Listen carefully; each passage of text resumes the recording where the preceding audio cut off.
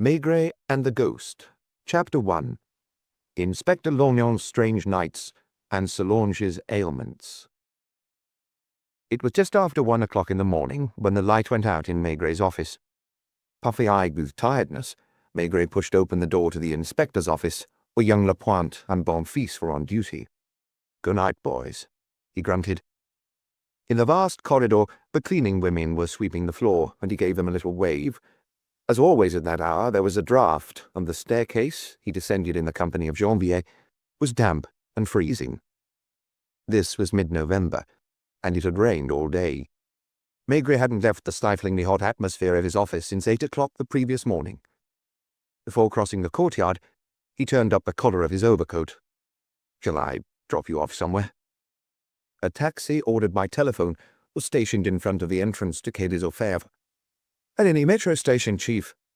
It was pouring down, the rain bouncing off the pavements. Janvier got out of the car at Châtelet. "Good night, Chief." "Good night, Janvier." It was a moment like so many others they had shared, and they both felt the same slightly weary sense of satisfaction. A few minutes later, Maigret noiselessly climbed the stairs up to his apartment in Boulevard Michel-Lenoir, fumbling in his pocket for his key. He turned it quietly in the lock, and almost at once heard Madame Maigret stir in bed. "Is that you?" She had asked that same question sleepily hundreds if not thousands of times when he came home in the middle of the night, groping for the bedside light and then getting up in her nightdress and glancing at her husband to gauge his mood. "Is it over?" "Yes." "Did the boy talk in the end?" He nodded. "Are you hungry? Do you want me to make you something to eat?" He had hung up his wet overcoat on the coat stand and was loosening his tie. "Is there any beer in the refrigerator?" He had almost stopped the car at Place de la République to down a beer in a brasserie that was still open. "Did it turn out to be what you thought?" "A run-of-the-mill affair. As much as a case implicating several people can be described as run-of-the-mill. The newspapers had dubbed them the Bike Gang. The first time, 2 motorbikes had pulled up in front of a jeweller's in Rue de Rennes in broad daylight. 2 men had jumped off one and a third off the other, their faces masked with red bandanas. All 3 had dashed into the shop and emerged minutes later brandishing guns, with jewels and watches snatched from the window and the counter. In the heat of the moment, the bystanders had been numb with shock, and when motorists eventually reacted and thought to give chase to the thieves, it had caused such a traffic jam that the culprits were able to get away. "They'll strike again," Maigret had predicted. The haul was meagre because the jewellers owned by a widow only sold cheap goods. They wanted to perfect their technique. This was the first time that motorbikes had been used in a hold-up. Maigret was not mistaken, because 3 days later the scenario was repeated, this time in a luxury jeweller's in Faubourg Saint-Honoré. The result was the same, only this time the bandits had looted jewelry worth several million old francs, 200 million according to the newspapers, 100, said the insurance company. But as they made their getaway, one of the robbers had lost his bandana, and he had been arrested 2 days later at the locksmith's where he worked in Rue Saint-Paul. By that evening, all 3 were behind bars, the eldest aged 22 and the youngest, Jean Boche, nicknamed Jeannot, just 18. He was blond, his hair too long, and was the son of a cleaning woman in Rue Saint-Antoine. He too worked in a locksmith's. "Janvier and I took turns all day," an irritable Maigret told his wife, "drinking beer and eating sandwiches. Listen, Jeannot, you think you're a tough guy. They had you believe you were, but it was neither you nor your little friends who planned those robberies. There's someone behind you, someone who orchestrated the whole thing, taking care not to get his hands dirty. He was released from Fresnes 2 months ago and isn't keen to go back to prison. Admit he was at the scene in a stolen car and that he covered your getaway by faking a clumsy maneuver and holding up the traffic." Maigret undressed, taking the occasional sip of beer, bringing his wife up to date in terse sentences. "Those kids are the toughest. They have a very strong code of honor instilled into them." He'd had 3 repeat offenders arrested, including a certain Gaston Nouveau. As was to be expected, he had a watertight alibi. 2 people had stated that at the time of the heist, he'd been in a bar in Avenue du Terme. For hours, the questioning had stalled. Plump Victor Sidon, nicknamed Granny, the eldest of the three bikers, looked at Maigret contemptuously. Saugier, known as Banger, cried, swearing he knew nothing. Janvier and I concentrated our efforts on young Boche. We had his mother brought in, and she begged him, "Talk, Jeannot. You can see that these gentlemen aren't after you. They know you let yourself be led astray." 20 unpleasant hours, relentlessly pushing a kid to the limits of human resistance. It wasn't pleasant either to see him suddenly crack. "All right, I'll tell you everything. Yes, it was Nouveau who approached us at the notice and who got us involved in a racket." A little bar in Rue Saint-Antoine, where young boys and girls went to listen to the jukeboxes. "Because of you, when I get out of prison, he'd have me killed by his friends." That was all. Another day done. Maigret went to bed, his head throbbing. "What time do you have to be at the office?" 9 o'clock. "Can't you sleep in a little?" "Wake me up at 8. There was no transition to speak of. He didn't feel as if he'd slept. No sooner had he closed his eyes, it seemed, than the doorbell was ringing, and his wife slipping out of bed to go and answer it. There was whispering in the hallway. He thought he recognized the voice, told himself he must be dreaming, and buried his head under the pillow. Again his wife's footsteps, padding towards the bed. Was she going to go back to sleep? Had someone rung the wrong bell? No. She touched his shoulder, drew back the curtains, and without needing to open his eyes, he was aware that it was daylight. He asked in a slurred voice, "What time is it?" 7 o'clock. "Is someone here?" "Lapointe's waiting for you in the dining room." "What does he want?" "I don't know. Stay in bed for a minute while I make you a cup of coffee." Why was his wife talking to him as if she'd just been given bad news? Why had she been loath to answer his question? It was a filthy grey day and the rain was still coming down. Initially, Maigret thought that Jean Boche, thrown into a panic by his confession, had hanged himself in his police cell. He got up without waiting for his coffee, pulled on his trousers, ran a comb through his hair, and opened the dining room door, still groggy from too deep a sleep. Lapointe stood by the window, wearing a black overcoat and holding a dark-coloured hat, his cheeks covered in stubble after a night on duty. Maigret merely gave him a quizzical look. "I apologize for waking you up so early, Chief. Something happened last night to someone you're fond of." "Janvier?" "No, not someone from Quai des Orfèvres." Madame Maigret brought in 2 large cups of coffee. "Lognon. Is he dead?" "Seriously wounded. He was taken to Bichat, and Monsieur Mangot, the consultant, has been operating on him for the last 3 hours. I didn't want to come sooner or telephone you because after the day you'd had yesterday you needed some rest. Besides, at first they didn't think there was much chance that he'd live." "What happened to him?" 2 bullets, one in the stomach, the other just below his shoulder." "Where?" "Avenue Junot, on the pavement." "Was he alone?" "Yes. For the time being, it's his colleagues from the 18th arrondissement who were investigating." Maigret sipped his coffee without experiencing the usual satisfaction. "I thought you'd want to be there if he regains consciousness. The car's downstairs." "Do they know anything about the attack?" "Almost nothing. They don't even know what he was doing in Avenue Junot. A concierge heard the shots and called the emergency services. A bullet went through her shutter, smashed the window pane, and lodged itself in the wall above her bed." "I'll get dressed." He went into the bathroom while Madame Maigret set the table for breakfast, and Lapointe, having removed his overcoat, waited. Inspector Lognon didn't belong to Quai des Orfèvres, even though he was keen to, but Maigret had worked with him often, almost every time there was a major case in the 18th arrondissement. He was a civvy, as they said, one of the 20 plainclothes inspectors whose office was in the Montmartre town hall on the corner of Rue Ordonnay and Rue de Montcenis. Some called him Inspector Hard Done By because of his sullen expression, but Maigret called him Inspector Luckless, and it did indeed seem as if poor old Lognon had a talent for attracting misfortune. Short and scrawny, he had a permanent cold which gave him a red nose and the watery eyes of a drunkard, even though he was probably the soberest man in the police force. He was afflicted with a sick wife, who dragged herself from her bed to an armchair by the window. When he was off duty, Lognon had to manage the housework, the shopping, and the cooking. He could just about afford to pay a woman to come once a week to do the heavy cleaning. On 4 occasions, he had sat the police judiciaire entrance exam, and he'd failed each time because of careless mistakes, whereas he was in fact an outstanding police officer, a sort of bloodhound who, once on a trail, would not give up. Obstinate, meticulous, the type who could immediately smell something suspicious, passing someone in the street. Do they hope to save him? At Bichat, they reckon he has a 30% chance, apparently. For a man named Inspector Luckless, that was not encouraging. Has he been able to speak? Maigret, his wife, and Lapointe ate the croissant which the baker's boy had just left outside the door. His colleagues didn't tell me, and I didn't want to press them. Lorgnon wasn't the only one to suffer from an inferiority complex. Most of the neighborhood inspectors coveted a post at Quai des Orfèvres, and when they had an interesting case likely to make the headlines, they hated the big boys taking it away from them. "Let's go," sighed Maigret, putting on his overcoat, which was still damp.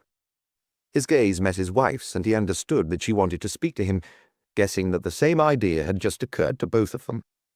"Do you expect to be back for lunch?" "It's unlikely." "In that case, don't you think—" She was thinking of Madame Lorgnon, helpless and alone at home. "Get dressed quickly. We'll drop you off at Place Constantin-Piqueur." The Lorgnons had lived there for 20 years, in a red brick apartment building with yellow bricks surrounding the windows. Maigret had never been able to remember the street number. Lapointe took the wheel of the little police judiciaire car.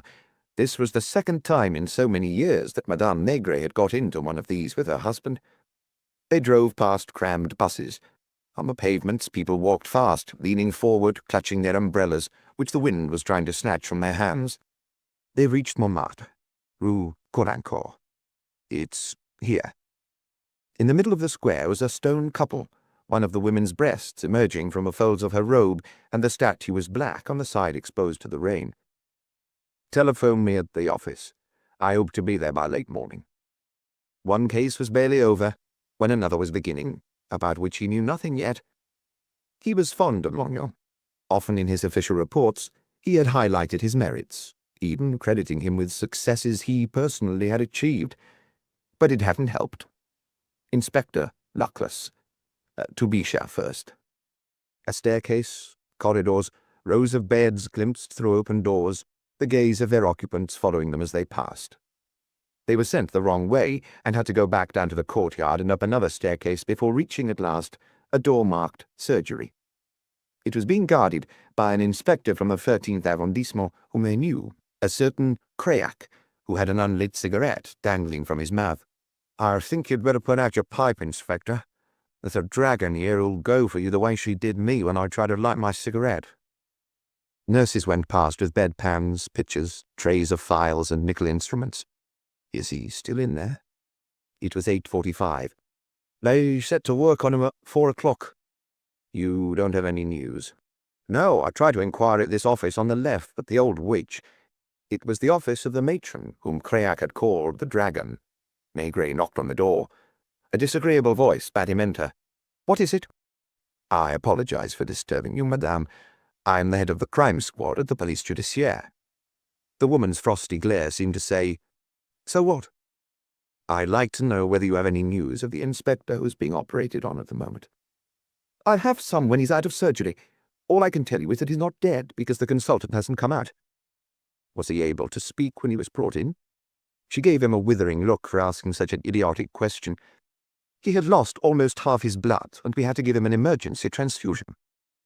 "When do you think he's likely to regain consciousness?" "You'd have to ask Monsieur Mango." "If you have a private room, I'd be grateful if you would reserve it for him. It is important. An inspector will keep watch at his bedside."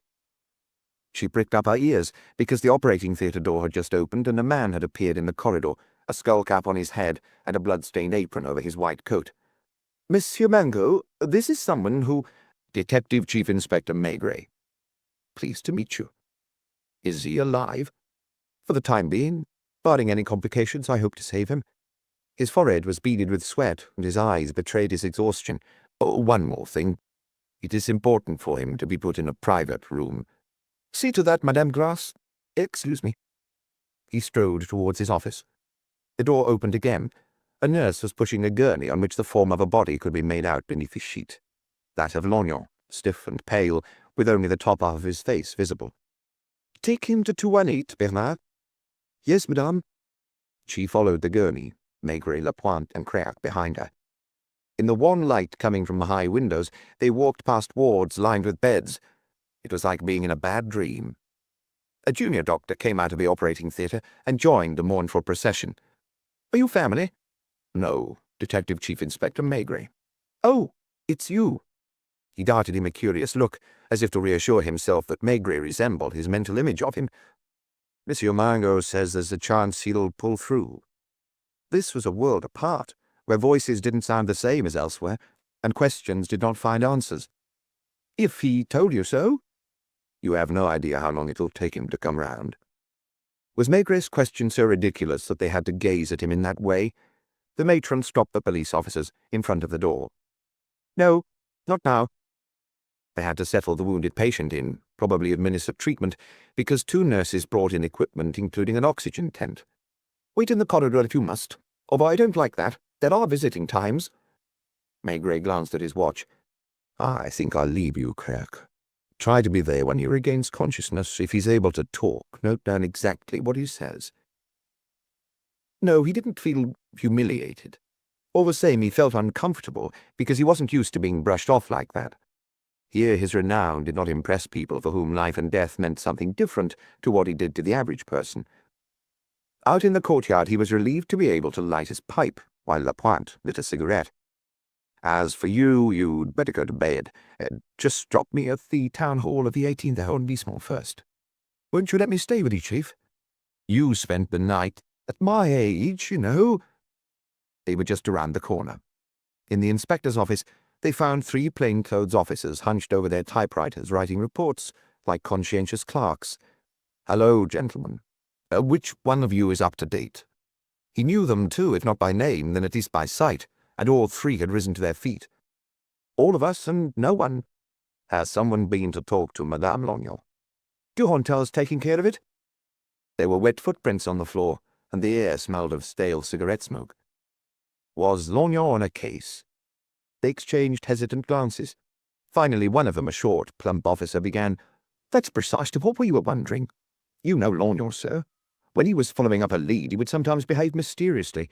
It wasn't unusual for him to work on a case for weeks without talking to us about it." "Because poor Lognon was used to others getting the credit instead of him."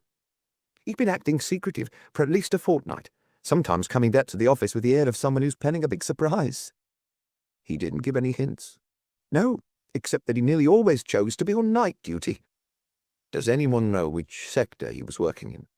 "The patrol spotted him several times in Avenue Junot, not far from the place where he was attacked, but not recently. He would leave the office at around 9 p.m. and come back at around 3 or 4 a.m. Some nights he didn't come back at all." "He didn't keep a written record?" "I checked the logbook. He simply wrote, 'Nothing to report.'" "Have you got men on the scene?" 3, led by Chanquier." "The press?" "It's hard to keep an attack on a police inspector from them.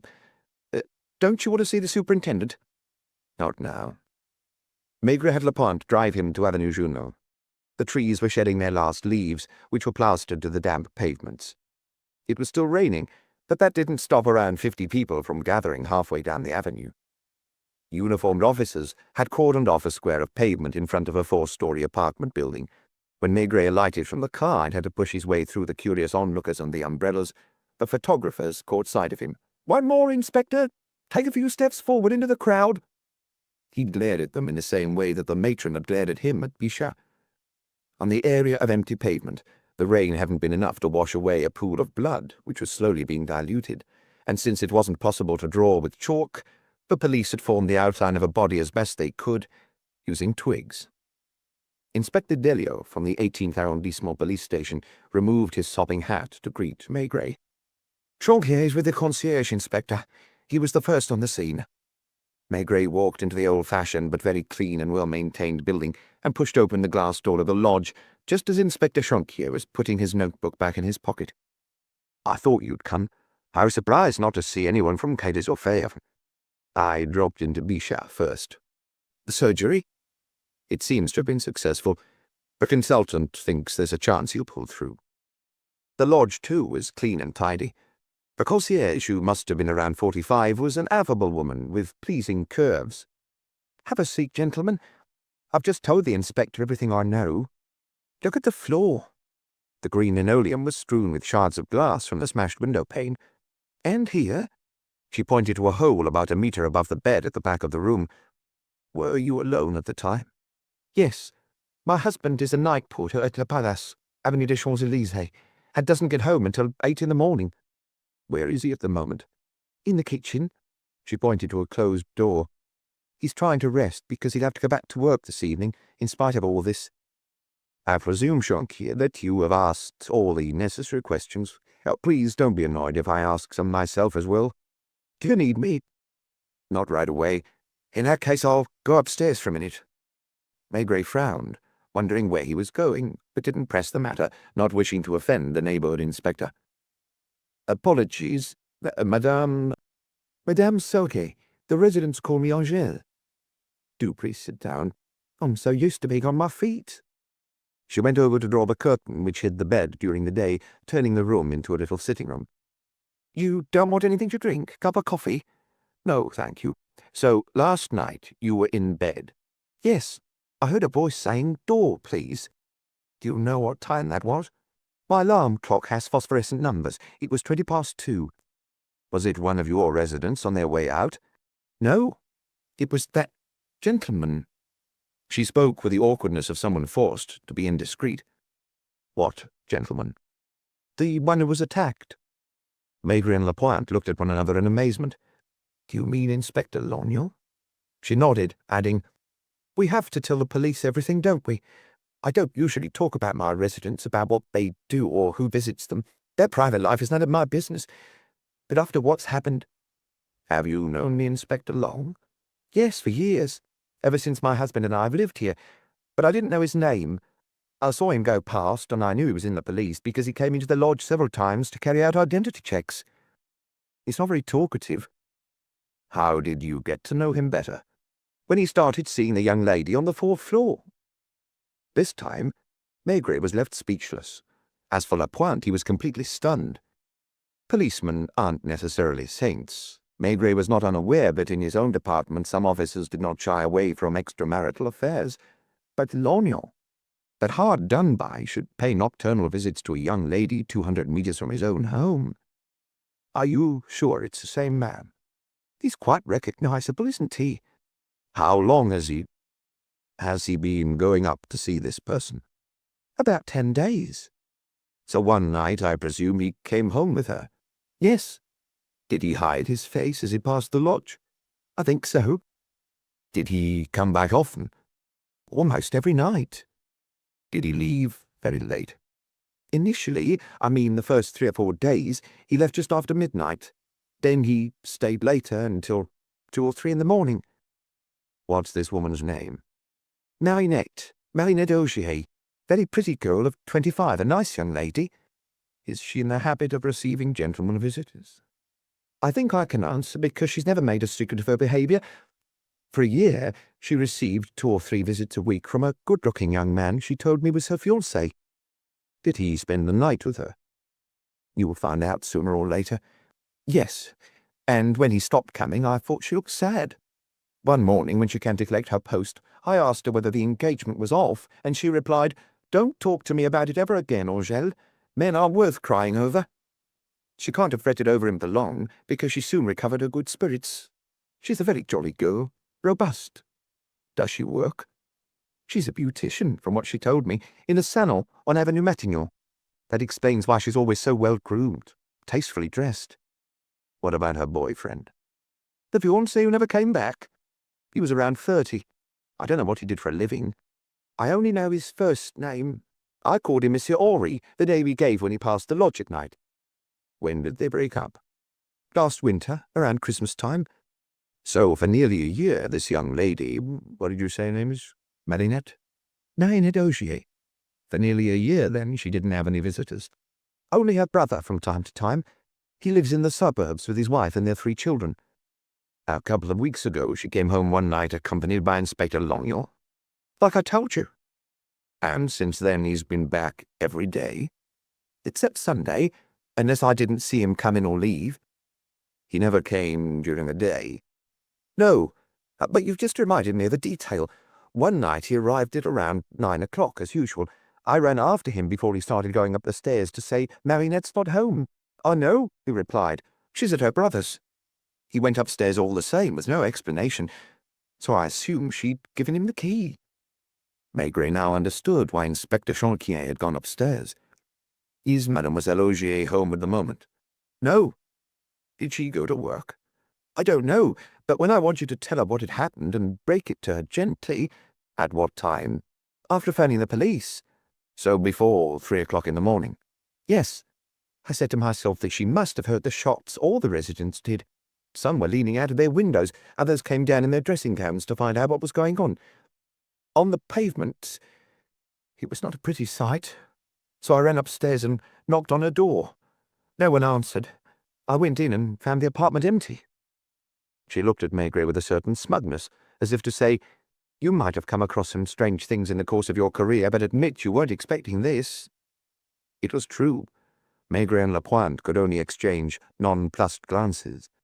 Maigret was thinking that meanwhile his wife was with Madame Lognon, whose first name was Solange, consoling her and probably doing her housework. Do you think she left the building when he did? I'm positive she didn't. I have keen hearing, and I'm sure that only one person, a man— Did he shout his name in passing? No. He was in the habit of yelling, Forth. I recognized his voice. Besides, he was the only one who used that word. Could she have left before him? No. I only opened the door once last night at 11:30 to the people from the 3rd floor who came back from the cinema. Could she have gone out after the shooting? That's the only explanation. When I saw the body on the pavement, I raced in here to telephone the emergency services. I wasn't sure whether to close the main door. I didn't dare. It felt as if he would be abandoning the poor man. Did you lean over him to find out whether he was dead? It was hard, because I hate the sight of blood. But I did. Was he conscious? I don't know. He didn't say anything. His lips moved. I could tell he wanted to speak. I thought I made out a word, but I must have got it wrong, because it makes no sense. Maybe he was delirious. What word? Ghost. She blushed, as if she were afraid that Maigret and Lapointe would laugh at her or accuse her of making things up. Chapter 2. Lunch at Chez Meunier.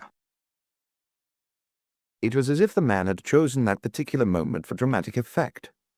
Maybe he'd been listening at the door.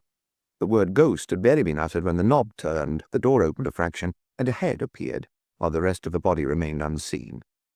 His face was pale, his features drawn, his eyelids and mouth drooping, and it took Maigret a few seconds to realize that what gave the newcomer his mournful expression was the absence of dentures.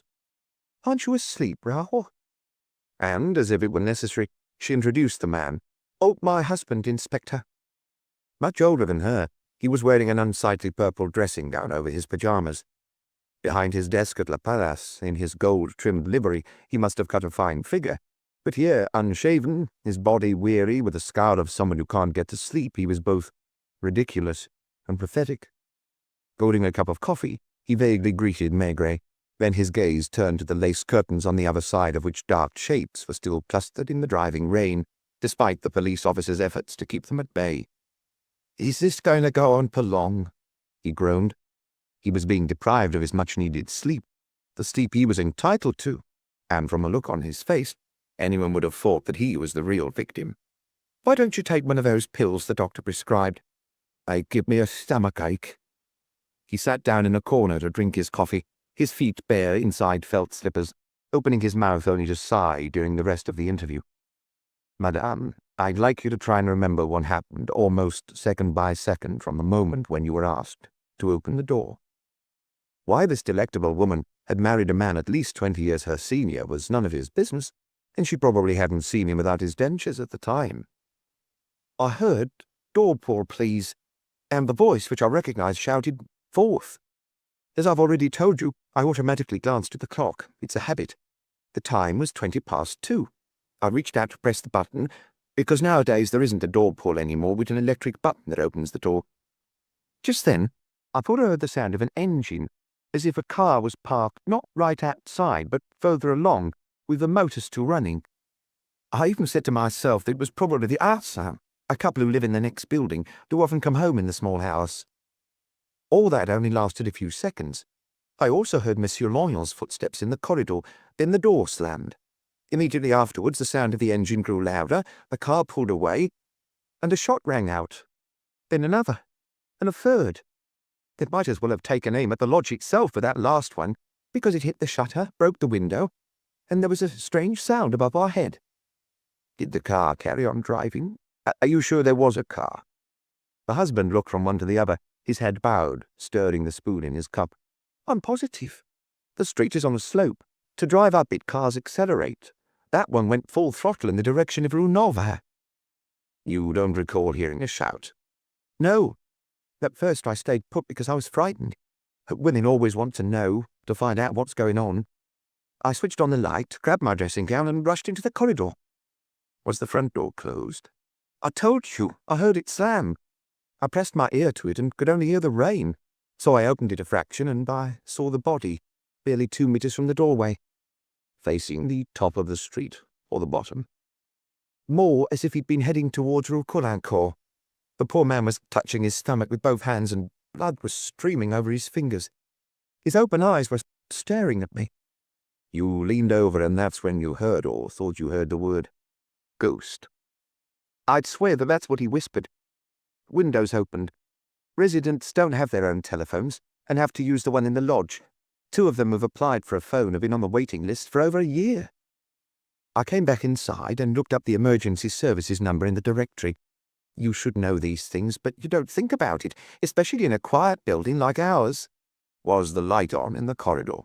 No, only in my lodge. The operator on the other end asked me questions, thinking it was a hoax, so it took a while.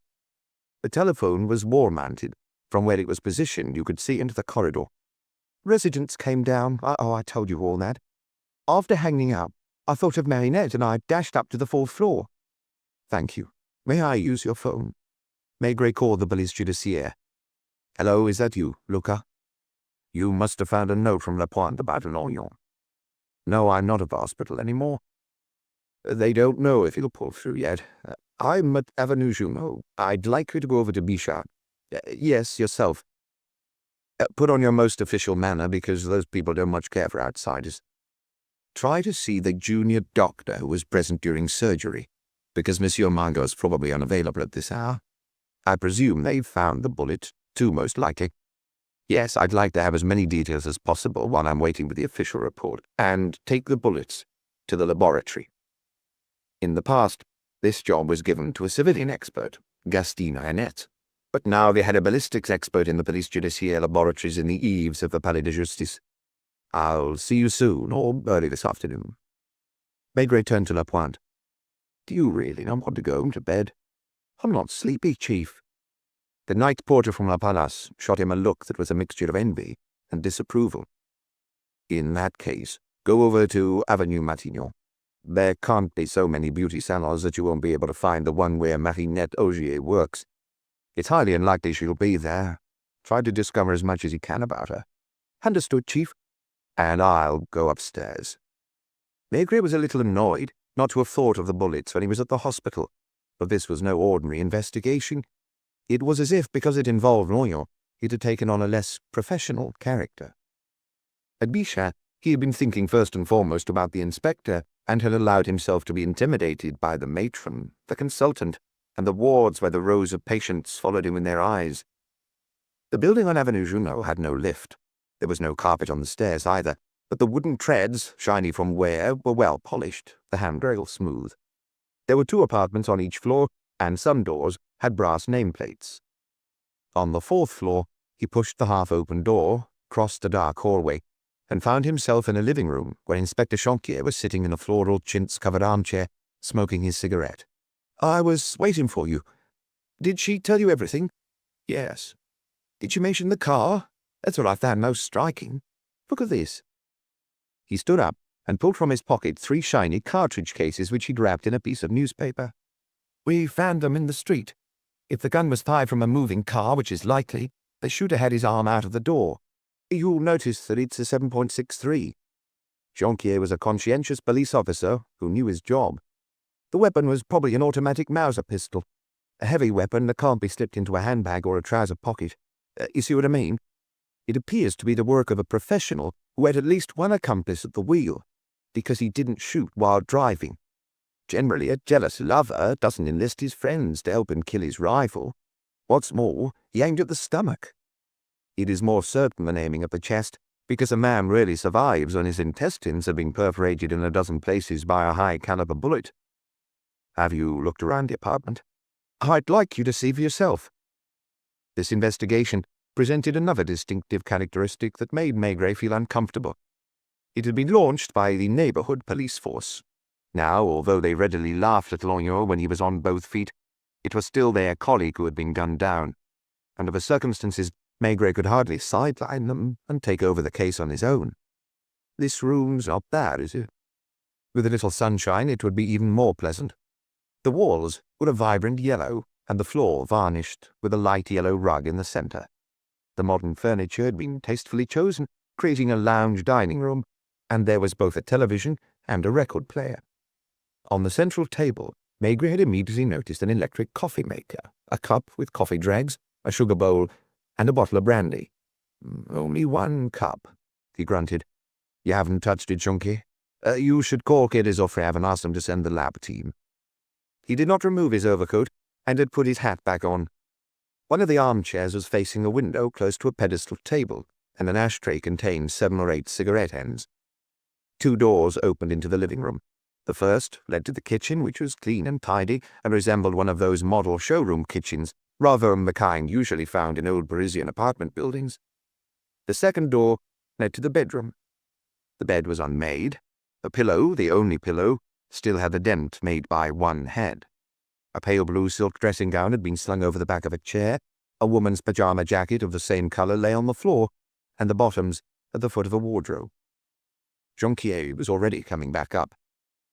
I got Mers on the phone. He's sending the team over right away. Have you had a chance to look around? Have you opened the wardrobe? Not yet. He opened it. 5 dresses on hangers, a fur-trimmed winter coat, and 2 suits, one beige and the other navy blue. Suitcases were stacked on the top shelf.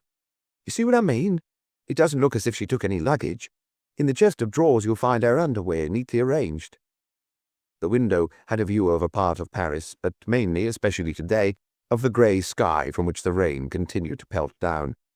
Past the bed, a door led into the bathroom, where nothing was missing either, not the toothbrush or the beauty creams.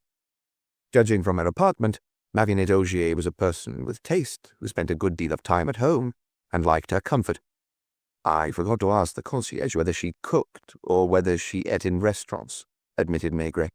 I did. She nearly always eats here. The refrigerator contained half a cold chicken, butter, cheese, fruit, 2 bottles of beer, and a bottle of mineral water. In the bedroom on the bedside table, another bottle had been opened.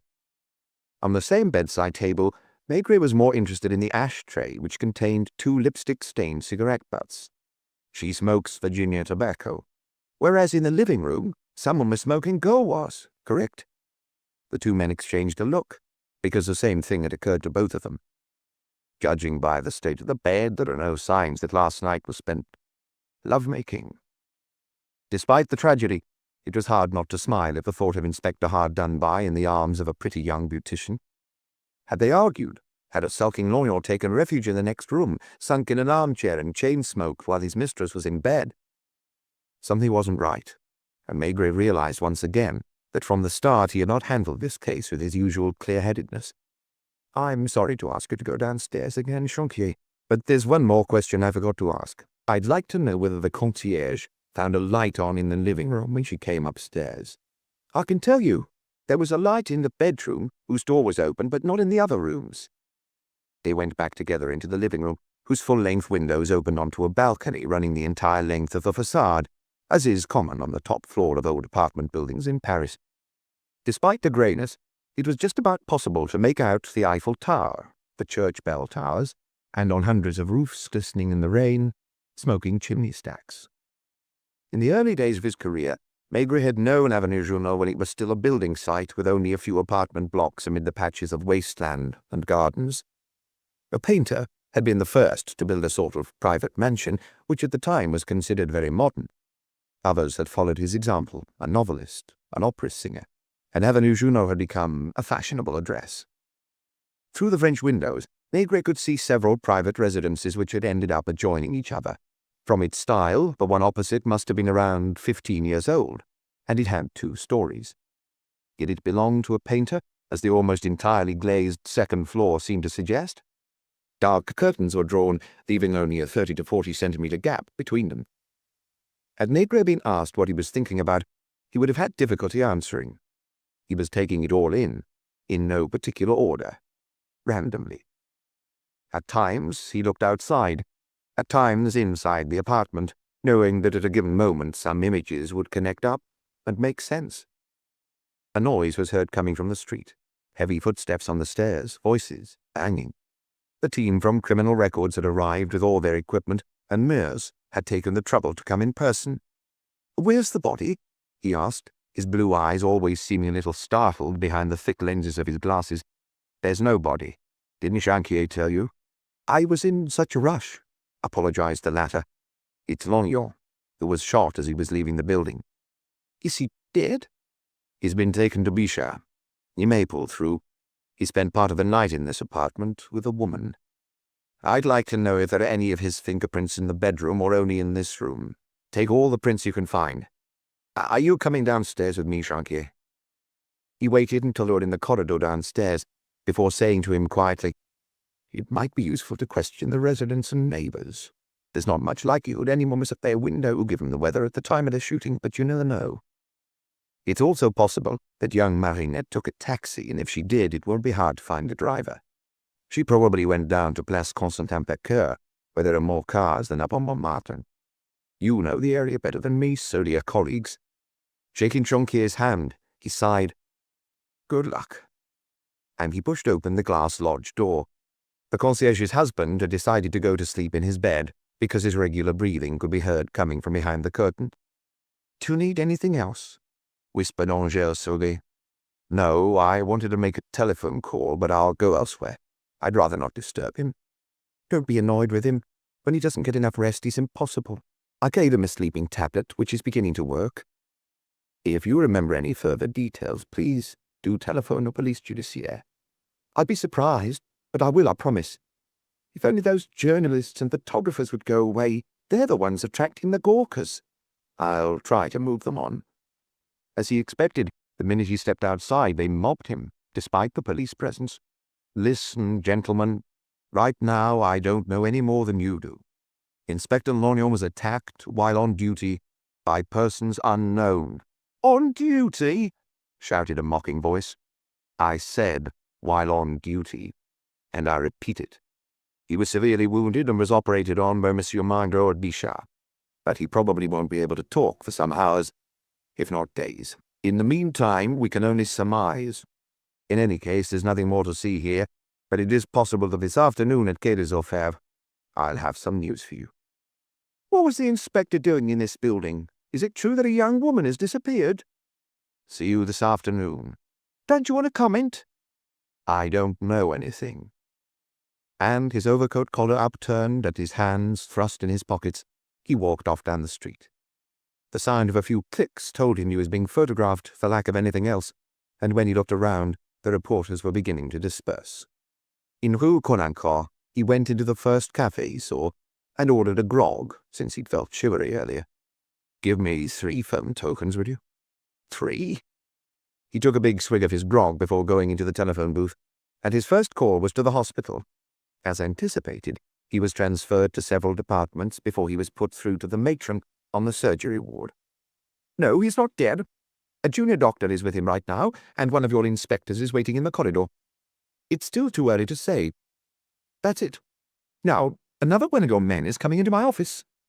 Resigned, he hung up and called Quai des Orfèvres. "Is Lapointe back?"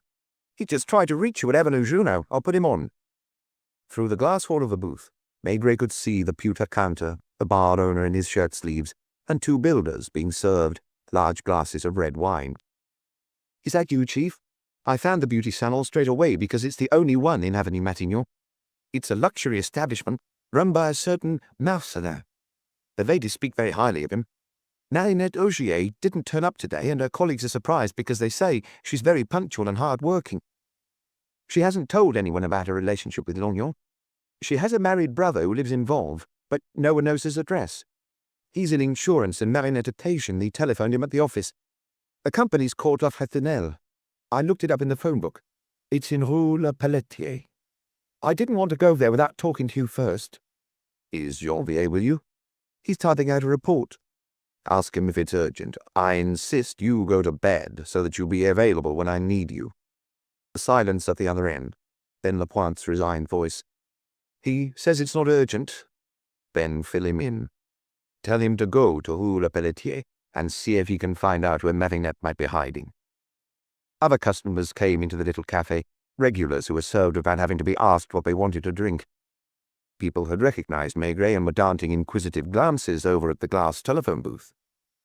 He had to look up Lognon's number, and surprisingly, it was Madame Maigret who picked up the phone. "Where are you?" she asked. "Shh. Whatever you do, don't tell her I'm around the corner." "How is she?" He understood his wife's hesitation. "I imagine she's in bed and that she feels worse than her husband." "Yes." "Have you made her something to eat?" "After going to the local shops." "So you can leave her on her own?" "She won't be happy." "Whether she likes it or not, tell her I need you and come and meet me as quickly as possible at Chez Manière." "Are we having lunch together?" She couldn't believe her ears. Although they sometimes went out to eat on a Saturday evening or a Sunday, they almost never had lunch out together, particularly in the middle of an investigation. Maigret finished his grog at the bar, the voices around him sounding artificial. That was the price he paid for the unwanted publicity the newspapers gave him, which often hindered his work. Someone said, without looking at him, "Is it true that our Dunbar was shot by gangsters?" And another ominously, "If they really are gangsters." There were rumors in the neighborhood about the relationship between Lognon and Marinette. Maigret paid and left, with everyone staring after him, and made his way to Chez Manière. Located next to a flight of stone steps, the restaurant was a favorite haunt of local celebrities, and you could still rub shoulders with actresses, writers, and painters. It was too early for the regulars, and most of the tables were free, with only a handful of customers at the bar. He removed his wet overcoat and his hat, and sank down onto the banquette by the window with a contented sigh. He had the time to smoke a pipe, a dreamy look in his eyes, before spotting Madame Maigret as she crossed the road, holding her umbrella like a shield. "It feels funny meeting you at this restaurant. It's at least 15 years since we last ate here. One evening after the theatre, do you remember?" "Yes. What will you have?" He held out the menu. "I already know that you'll choose the Henriette. Can I be a bit extravagant and order cold lobster with mayonnaise?" They waited until the starter and the Loire wine were on the table. There was no one next to them. The misted-up window made the atmosphere cozy. "I feel a bit like one of your team. When you phone me to say you won't be home for lunch, this is how I picture you, with Lucas or Janvier. Unless I'm in my office making do with sandwiches and a beer. So, tell me. I don't want to be unkind. Be honest. You've often talked to me about her and her husband. He was the one you felt sorry for, and I was close to thinking you were being unfair. And now, I no longer pity her as much, even though it's probably not her fault. I found her in bed, and the concierge was there with her, along with an elderly neighbor who sits telling her beads all day long. They'd called the doctor because she looked as if she was at death's door." "Was she surprised at your visit?" "Do you know what her opening words were? 'In any case, your husband won't be able to persecute him any more. He'll be sorry he never let Charles join Quai des Orfèvres.' At first I felt uncomfortable. Luckily the doctor arrived, a calm little old man with a wry expression. The concierge went downstairs. The old woman followed me into the dining room, still clutching her rosary. Poor woman, we're such fragile creatures. When you think about everything that's going on around us, it makes you afraid to go out into the street." I asked her if Madame Lognon was seriously ill, and she told me that her legs could barely carry her, and that it was probably her bones. I couldn't help smiling, both of them relishing the intimacy of this meal in an ambience that was different from that of Boulevard Richelieu. Madame Maigret especially was thrilled. Her eyes were brighter than usual, and her face was flushed as she spoke. When they ate lunch or dinner at home, it was chiefly Maigret who did the talking because she had nothing much to tell. This time she was conscious of being useful to him. "Does it interest you?" "A great deal. Go on." When the consultation was over, the doctor signaled to me to follow him into the hallway, and we spoke in hushed tones. First of all, he asked me if I was indeed the wife of Detective Chief Inspector Maigret, and he seemed taken aback to find me there. I explained, well, you can guess what I said to him. "I understand your sentiments," he said. "It's very kind of you. But let me warn you, without claiming that she has an iron constitution, I can tell you that she's not suffering from any serious illness. I've been treating her for 10 years, and I'm not the only one.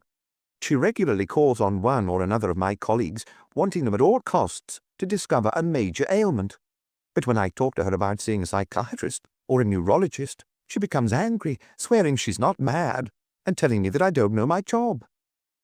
Is she disappointed in her marriage? In any case, she's furious at her husband for remaining a mere neighborhood inspector, so she takes her revenge by passing herself off as sick, forcing him to care for her and do the housework, and making his life impossible. I understand why you came this morning, but if you are too accommodating, she'll keep you here using every means she can." I telephoned Bichat in front of her, and I was able to inform her that her husband had a good chance of pulling through. I exaggerated a little. It doesn't really matter because it's not her husband she feels sorry for, but herself. The waiter brought the andouillette and chips, and half a lobster dressed with mayonnaise. Maigret filled their glasses. When you phoned me and I told her I had to leave her for a couple of hours, she said bitterly, "Your husband needs you, of course. All men are the same." Then, abruptly changing the subject, "When I'm a widow, my allowance won't be enough to allow me to keep this apartment where I've lived for 25 years. She didn't mention the existence of a woman in Lognon's life. She simply said that being a policeman is a vile job where you mix with all sorts of people, including prostitutes. Did you try to find out whether his behavior had changed recently?" She replied, "Ever since I made the stupid mistake of marrying him, he's forever been telling me that he's working on the big case that will bring him glory and force his superiors to promote him to the rank he deserves. At first I believed him and was thrilled for him. In the end, the big case would fizzle out, or someone else would take the credit for it." Madame Maigret added, cheerful in a way her husband had rarely seen her, "I have to confess that the way she looked at me when she said that, it was clear that the person who took all the credit was no other than you. She complained recently that he was being asked to do night duty more often than was fair. Is that right?" "He was the one who requested it." "He didn't brag about it in front of her. 4 or 5 days ago, he announced that soon there'd be some news and that this time the newspapers would be publishing his photo on the front page, whether they liked it or not. She didn't try to find out any more. She didn't believe him, and I imagine she laughed at him. But wait, she did add something that struck me. He told her, people aren't always what they seem, and if we could see through walls, there would be some strange surprises." They were interrupted by the owner, who came over to greet them and offer them a liqueur. When they were alone again, Madame Maigret asked a little anxiously, "Have I been any help to you? Will that be useful?" He didn't reply immediately because, as he lit his pipe, he was mulling over an idea that was still half-formed. "Did you hear?" "Yes. What you've just told me will probably change the direction of the investigation." She looked at him, still incredulous, but delighted. That lunch at Chez Manière would be one of her most treasured memories. Chapter 3. Marinette's Love Affairs. The rain was beginning to ease up, no longer slanting down furiously and drenching those out and about, and Maigret, looking out of the window, prolonged this exceptionally delightful lunch. Had Lognon been able to see them, it would have given him yet another reason to vent his bitterness. While I lie aged in a hospital bed, others are treating themselves to a romantic lunch at Chez Manière, and talking about my poor wife as if she were a shrew or a Batwoman. An idea occurred to Maigret, not necessarily original or profound. It's curious how people's susceptibility generally complicates our lives more than their actual faults or their lies. This was especially true in his profession. He recorded investigations that had dragged on for several days, if not weeks, because he hadn't dare ask the person in front of him a blunt question, or because they were loath to talk about certain matters. "Are you returning to your office?" "I'm going to have an déjeuner first. What about you?" You don't think that if I leave her on her own, she'll accuse you of abandoning her with no one to care for her while her husband lies dying as a result of his devotion to the police?" It was true. Madame Lognon, whose ill-suited first name, Solange, meant Angel of the Sun, was capable of complaining to the reporters who would soon be knocking at her door, and goodness knows what they'd end up printing in the newspapers. But you can't spend your days and nights at her place until he's better. See if the old spinster with a rosary can help out. Her name's Mademoiselle Papin. For a little money, she's bound to agree to spend a few hours in the apartment, or you could perhaps hire a nurse. By the time they left the restaurant, the rain had eased up, and they went their separate ways at Place Constantin-Pecqueur. Maigret walked slowly up Avenue Junot, and spotted Inspector Chantier coming out of one building and ringing the bell of the one next door. That, too, was a task that was both delicate and disheartening. You disturbed people who were going quietly about their business at home, and who were either worried or annoyed by the mere mention of the police. "May I ask you whether last night—" They were all aware that an attempted murder had taken place in the street. Did they feel they were under suspicion? And is it not sometimes disagreeable to tell a stranger what one was doing the previous night? Even so, Maigret would have liked to be in Chancier's shoes, to become better acquainted with the street, its residents, its inner life, which would have helped him understand the context, if not the tragedy itself. Unfortunately, it was a job that a divisional chief inspector cannot allow himself to do in person, and Maigret was already criticized for being out and about too often instead of managing his men from his office. There was only one officer left on duty outside Marinette's building. The faint blood stain on the pavement was still visible. A few passers-by stopped for a moment without forming a crowd, and the reporters had vanished. "Nothing new." "Nothing, Inspector. Things have calmed down." In the lodge, the Sauguets were lingering at the table, the night porter at Le Palace still in his unsightly dressing gown and still unshaven. "Don't let me disturb you. I'm going up to the 4th floor for a minute, but I'd like to ask you 1 or 2 questions first. I presume Mademoiselle Augier doesn't have a car." "She bought herself a scooter 2 years ago and sold it 2 or 3 months later, after a minor accident." "Where does she usually spend her holidays?" "Last summer she went to Spain and came back so tanned that I didn't recognize her at first." "Alone?" "With a female friend, so she told me." "Did she often have visits from female friends?" "No, other than the fiancé I told you about and the inspector, who has been coming to see her recently. She lived quite a solitary existence." "What about Sundays?" "She would often go away on Saturday evenings, because she worked on Saturday afternoons, and come back on Monday morning. Salons are closed on Monday mornings." "So she couldn't have gone very far." "What I know is that she went swimming. She would often talk about spending hours in the water." He climbed up the 4 flights of stairs, spent a good 15 minutes opening drawers and cupboards, examining the clothes, underwear, and knickknacks that reveal a person's character and taste. Although nothing was particularly expensive, everything had been chosen with care. He found a letter postmarked Grenoble that he'd missed that morning, in a man's handwriting, the tone affectionate and cheerful, and it was only on reading the closing words that Maigret realized that it came from Marinette's father.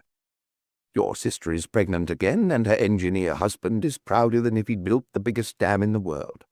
As for your mother, she's still struggling to keep some 40 brats under control, and comes home in the evening fragrant with a smell of infant wee."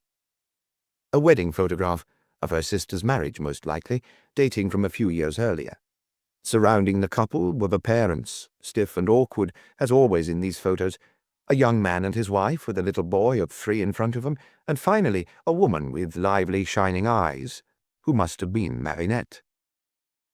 He put the photograph in his pocket. A little later he took a taxi to Quai des Orfèvres, where he went back to his desk, which he'd left at 1 o'clock in the morning after persevering for hours and hours to try to solve the hold-up case. He hadn't had the time to remove his overcoat when Janvier knocked on his door. "I saw the brother chief. I found him in his office in Rue Le Pelletier, where he holds a fairly senior position." Maigret showed him the wedding photograph. "Is that him?" Without hesitation, Janvier pointed at the father of the little boy. "Had he heard about what happened last night?" "No, the newspapers have only just come out. At first he insisted it must be a mistake, that it wasn't his sister's nature to run away or hide. She's so outspoken, but I sometimes reprimand her, because not everyone likes it." "You didn't get the feeling that he was keeping something from you?" Maigret had sat down and fiddled with his pipes before selecting one, which he filled slowly. "No, he seemed like a very decent type. He answered all my questions about the family without hesitation. The father is an English teacher at the Grenoble Lycée, and the mother is head of a nursery school. There's another sister in Grenoble, married to an engineer who gives her a baby every year." "I know." Maigret didn't add, but he had learned this from the letter he had found in a drawer. After her baccalaureate, Marinette decided to live in Paris, where she worked at first as a shorthand typist for a lawyer. Office life didn't suit her, and she trained to become a beautician. Her dream, according to her brother, is to open a beauty salon one day. What about the fiancé? She really was engaged. The young man, whose name is Jean-Claude Ternel, is the son of a Paris industrialist. Marinette introduced him to her brother. There was talk of taking them to Grenoble to meet her parents. It is demoralizing in a criminal case to be confronted only with normal people, because you wonder why and how they have come to be mixed up in a tragedy. Does the brother know that Jean-Claude often used to stay overnight? He didn't dwell on that point, but he gave me to understand that while as a brother he couldn't approve, he was modern enough not to criticize his sister. "A model family, in other words," grumbled Maigret. "I found him very pleasant. The apartment in Avenue Junot, which must have reflected Marinette's personality, was pleasant, too. All the same, I'd like to track her down as soon as possible. Has her brother seen her lately?" "Not last week, but the week before. When she didn't go to the country, she spent Sunday afternoons with her brother and sister-in-law. They live in Vanves, next to the park, which, as François Augier says, is very handy for the children." "She didn't mention anything to them?" "She told them in passing that she'd met an extraordinary man, and that soon she'd have an astonishing story to tell them. Her sister-in-law teased her, a new fiancé." Janvier seemed embarrassed to be reporting such mundane details. "She swore that once was enough." "Why did she break up with Jean-Claude?" "She eventually realized that he was spineless, incapable of effort, and that deep down he wasn't so thrilled to be committed. He failed his baccalaureate twice. Then his father sent him to England to stay with a friend, where things went wrong. Finally he was given an office job in Paris, but he didn't make a success of it." "Will you find out what time, either last night or this morning, there was a train for Grenoble?" "That proved fruitless. If she'd taken the first train, Marinette could have been at her parents' house by now. Neither her father, whom they managed to get hold of at school, nor her mother had seen her. Once again, they had to give tactful explanations so as not to worry those good people. But no, I'm sure nothing's happened to her. Don't worry, Madame Auger. It so happens that last night your daughter witnessed a murder. No, not at her place. It simply took place on Avenue Junot. For reasons that I do not know yet, she has chosen to disappear for a while. I thought she might have taken refuge at your house." Maigret hung up and turned to Janvier. What on earth could I say to her? Lapointe questioned the girls from the beauty salon this morning, and none of them knows where Marinette spent her Sundays. She went off without any luggage, without a change of clothes, in the pouring rain. She'd know that in a hotel she'd immediately be spotted. Either she's staying with a girlfriend she trusts, or she's gone somewhere she knows well, a discreet place, a guest house in the suburbs, for example. She's a keen swimmer. It's highly unlikely that she could afford to go to the seaside every week. There are hundreds of possible spots by the Seine, the Marne, or the Oise. Go and see this Jean-Claude, and try to find out where they used to go." Meurs, in the adjacent office, was waiting for his turn, carrying a little cardboard box containing the bullets and the 3 cartridges. "The expert agrees, Chief. It's definitely a 7.63 caliber, and the gun used is almost certainly a Mauser." "Fingerprints?" "I wonder what you'll think. They found Inspector Maigret's all over the living room, including on the wireless knobs." "Not on those of the television?" "No. In the kitchen, he opened the refrigerator and a tin of ground coffee. His prints were also found on the electric coffee maker." "Why are you smiling? Am I saying something stupid?" "No, go on." "Lorgnon used the glass and the cup. As for the bottle of brandy, it has both Lorgnon and the young woman's prints on it." "What about the bedroom?" "No trace of Lorgnon. Not one of his hairs on the pillow, but a woman's hair. Not the slightest trace of mud either, even though, from what I was told, Lorgnon arrived at Avenue Junot in the pouring rain." "With Meurs and his team. No detail was neglected. He seems to have stayed sitting in the armchair in front of one of the French windows. I suppose that's when he turned the radio on. At another moment, he opened that window, leaving a perfect set of prints on the handle, and I picked up one of his cigarette ends on the balcony. You're still smiling. Because that confirms the hunch I had earlier, while listening to my wife talk. Did not everything suggest that hard done by, reduced to slavery by his wife, had finally allowed himself a love affair, and that he consoled himself at Avenue Juno over the dismal hours spent in the apartment in Place Constantin-Percœur? I'm smiling, Murs, my friend, at the idea that his colleagues suddenly think he's a Don Juan. I'd swear, you see, that there was nothing going on between them, and I'm almost sad for him that there wasn't. He spent his evenings in the front room, the living room, generally by the window, and young Mademoiselle Marinette trusted him sufficiently to go to bed, despite his presence. You didn't find anything else? A little sand in the young woman's shoes, flat shoes that she must have worn in the countryside. It's river sand. We have hundreds of different samples up there, but it will take hours and a lot of luck to identify where that sand comes from. Keep me posted. Is anyone else waiting for me next door? An inspector from the 18th. With a little brown moustache? Yes. That's Jonquier. Tell him to come in as you go past. It was starting to rain again, a fine drizzle, a sort of fog that had softened the light. The clouds in the sky were barely moving, and gradually turning into a dense grey canopy. Well, Jonquier? I haven't finished with the street, and my men are still making door-to-door inquiries. Luckily, there are only 40 or so numbers on each side. That's still some 200 people to be questioned. What interests me most of all are the buildings opposite. If you'll allow me, sir, I'll come to that in a minute, because I think I know what you're driving at. I began with the residence the building Paul Mognon came out of. On the ground floor there's only an elderly couple, the Guerbe, who have been in Mexico for a month visiting their married daughter who lives there. From his pocket he produced an old notebook, several pages of which were covered with names and sketches. With him, too, you had to take things slowly to avoid upsetting him. The other floors all have 2 apartments. On the first floor is a widow, Madame Faison, who's a sales assistant in a fashion house, and a couple of independent means, the Lanier, who rushed over to the window immediately after the shooting. They saw the car drive off, but they weren't able to make out the number plate. His eyes half closed, Maigret listened vaguely to the inspector's meticulous report, as if to a Hun, occasionally drawing on his pipe. He began to pay attention when he heard the name of a certain Mackley, who occupied the second floor of the building next door. According to Jonquier, he was a cantankerous old man who had shut himself away once and for all, content to watch the world from his window with a cynical expression. He's crippled with rheumatism and drags himself around with 2 sticks, in a filthy apartment where no cleaning woman is allowed to cross the threshold. Each day he places a note on his doormat to order food, which the concierge leaves outside his door. He doesn't have a wireless, doesn't read the newspapers. The concierge claims he's rich, even though he lives almost like a pauper. He has a married daughter who's tried several times to have him put away. Is he really mad? You'll see. I had a terrible job getting him to open his door to me, and I had to threaten to come back with a locksmith. When he finally made up his mind, he looked me up and down for ages, sighing, "You're a bit young for this job, aren't you?" I replied that I was 35, and he repeated 2 or 3 times, a boy, what does a person know at 35? How much is a person capable of understanding?" Did he tell you anything new? He spoke to me mainly about the Dutchman opposite. It's the building we saw this morning from the balcony, the little private mansion with the second floor glazed like an artist's studio. That house was built 15 years ago by a certain Norris Jonker, who is now 64, and whose wife, a beauty by all accounts, is much younger than him. Once again, Maigret wished he could have carried out these door-to-door inquiries himself.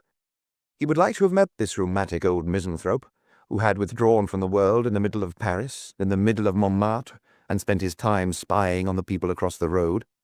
All of a sudden he became talkative, since he has a habit of jumping from one idea to another and slipping commentaries into his speech. I'm worried I might leave something out. I saw the Dutchman later, and it would be best if I told you about him straight away. He's a charming, elegant, and cultured man who belongs to a very well-known and very wealthy family in Holland. His father was the head of the Jonker, Haag and Company Bank in Amsterdam. He himself has never been interested in finance, and he spent years travelling the world. When he realized that the only place where he was happy was Paris, he had this mansion built in Avenue Juno, while his brother Hans has taken over the running of the bank since their father's death. Norris Jonker is content to receive the dividends and convert them into paintings." "Paintings?" echoed Maigret. "Is said to own one of the most beautiful art collections in Paris." "Just a moment. You rang the bell. Who opened the door?" "A very fair-haired, rosy-cheeked manservant, quite young." "Did you say you were from the police?" "Yes. He didn't seem surprised, and he showed me into the entrance hall, where he offered me a seat.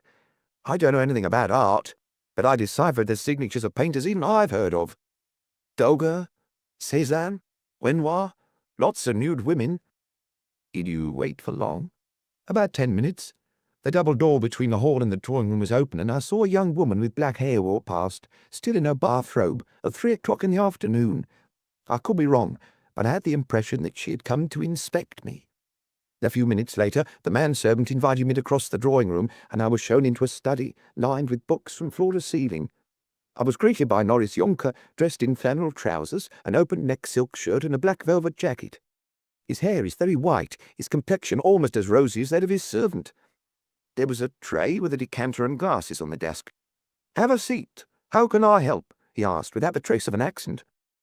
It was clear that Inspector Jonker had been overwhelmed by the opulence of the paintings as much as by the Dutchman's distinguished air. I confess I didn't know where to begin. I asked him whether he'd heard the shots, and he replied that no, his bedroom was on the other side of the house from Avenue Junot, and that you couldn't hear much through the thick walls. "I hate noise," he told me, before offering me a glass of a liqueur that was new to me, a very strong liqueur, with an aftertaste of orange. "But you must be aware of what happened last night, across the street from your house. Carl spoke to me about it when he brought me my breakfast at around 10. He's my manservant, the son of one of our farmers. He told me that Avenue Junot was in turmoil because a police officer had been attacked by gangsters." "How did he sound?" asked Maigret, fiddling with his pipe. "Calm, smiling, unexpectedly polite for a man who's been disturbed without warning. If you wish to question Carl, I would gladly put him at your disposal. But he also sleeps on the garden side of the house, and he stated that he hadn't heard anything either." "Are you married, Monsieur Jonker?" "I most certainly am. My wife was shocked to hear what had happened a few meters from our home." At this point in his report, Jonker displayed a slight awkwardness. "I don't know if I did the right thing, Chief.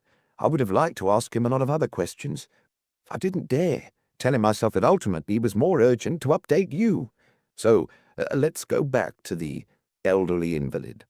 "Exactly. It's because of him that I'd have liked to talk to the Dutchman about certain things. One of the first things Maigret said, in fact, was, 'What would you do, Inspector, if you were married to one of the most beautiful women in Paris?' Ah, you're not answering. And you're a long way off 64 or 65. Right. Let's put it another way. What does a man of that age do who has a magnificent creature available to him day and night? Well, the gentleman opposite must have very particular ideas on the subject.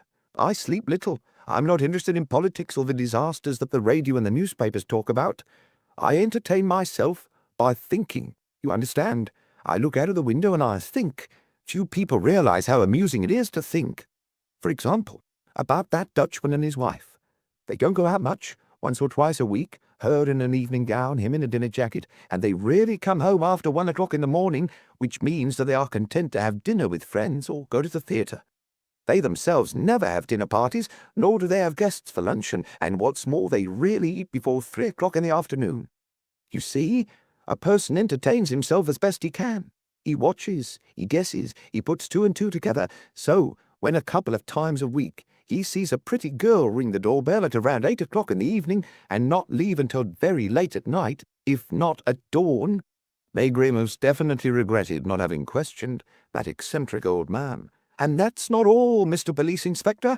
Admit that my ramblings are beginning to interest you, especially if I tell you that it is never the same young lady. They usually arrive by taxi, sometimes on foot. From my window I see them looking at the numbers on the buildings, which means something too, don't you agree? It means they've been asked to come to a particular address. You know, I haven't always been an old sick animal shut away in his lair, and I know a thing or two about women. And you can also recognize those who live on the edge, so to speak.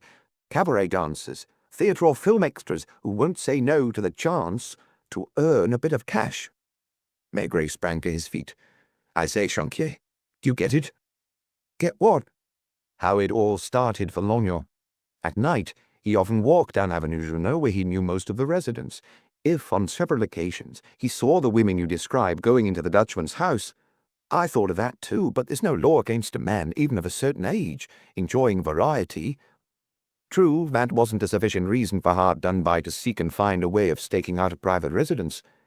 There must be an explanation. What? That he was waiting for one of these visitors to leave. It's even possible that he came across a prostitute he'd had dealings with before. I see. Even so, everyone is free to... It depends what went on in the house, or on what the woman saw there. What else did this charming old man tell you? Because Maigret felt increasingly drawn to the strange fellow at his window. I asked him all the questions that occurred to me and wrote down all his replies. Jonquier consulted his black notebook again. Question. Did these women not come for the servant? Reply. First of all, the manservant is in love with the dairymaid at the bottom of the street, a plump little thing who's always bursting out laughing. She comes and waits for him several nights a week.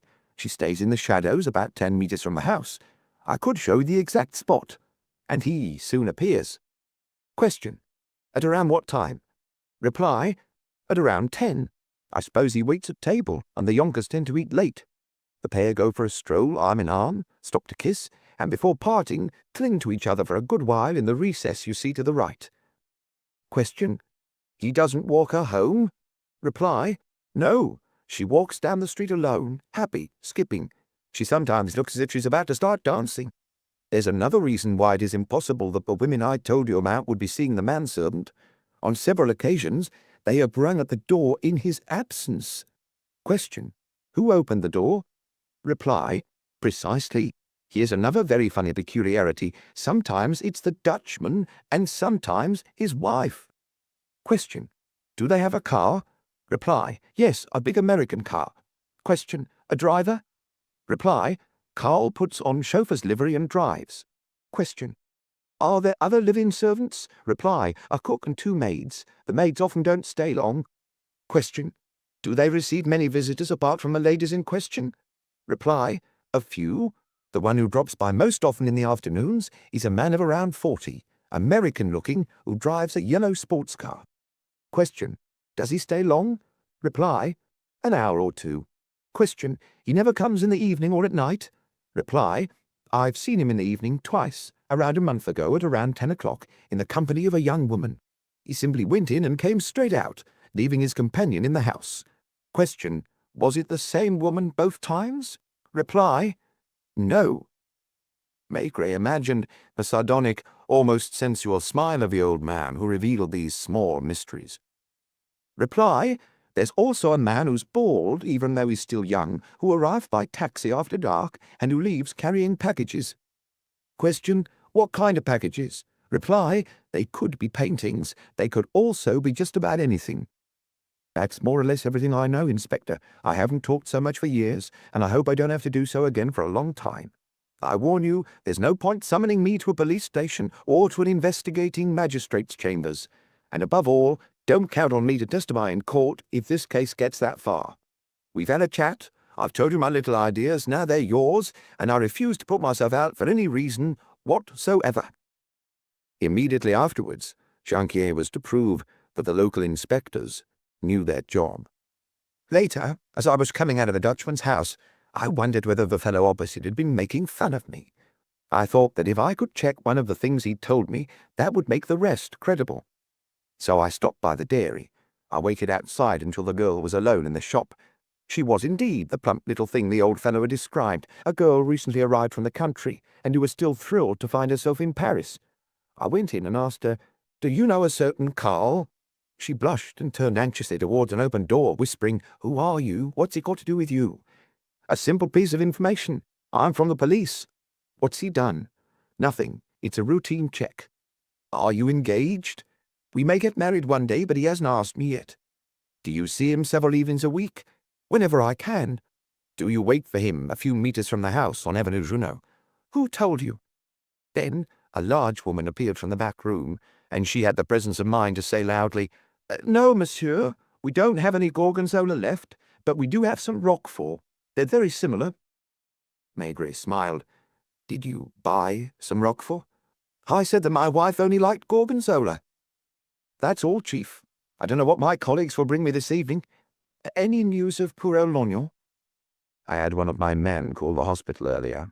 The doctors still won't comment, and he hasn't regained consciousness. It's feared that the second bullet, which hit him below the shoulder, might have damaged the top of his right lung, but it's impossible to X-ray him in his present condition. I wonder what he found out to get himself shot. You'll be as surprised as me when you've seen the Dutchman. I can't imagine that a man like him— There is one thing I'd like you to do, Choquier. When your men are back, and especially when the night shift comes on duty, have them all deal with the women. Some of them, you said, arrived at Avenue Junot on foot, so they may be local. Have them go over the nightclubs with a fine-tooth comb. From our invalids' descriptions, I don't think we need to look on the streets, if you get my drift. Sooner or later we'll come across one who's been to Avenue Junot. It would probably have been more useful to find Marinette Augier. Would Meurs and the laboratory team with their sand samples give him a lead at last? Chapter 4. The Visit to the Dutchman. Hello, this is the Dutch Embassy. The young, cheerful voice with a slight accent made him think of the windmills on certain cocoa tins. I'd like to speak to the first secretary, mademoiselle. Who's calling? Detective Chief Inspector Maigret of the Police Judiciaire. One moment. Has he of Mr. Boudecamp is in his office? The voice was back after a little while. Mr. Boudecamp is in a meeting, but I'll put you through to the second secretary, Mr. de Vries. Please hold the line. A man's voice this time, less cheerful naturally, and with a stronger accent. Hubert de Vries speaking, second secretary of the Dutch Embassy. Detective Chief Inspector Maigret, head of the crime squad. How can I help you?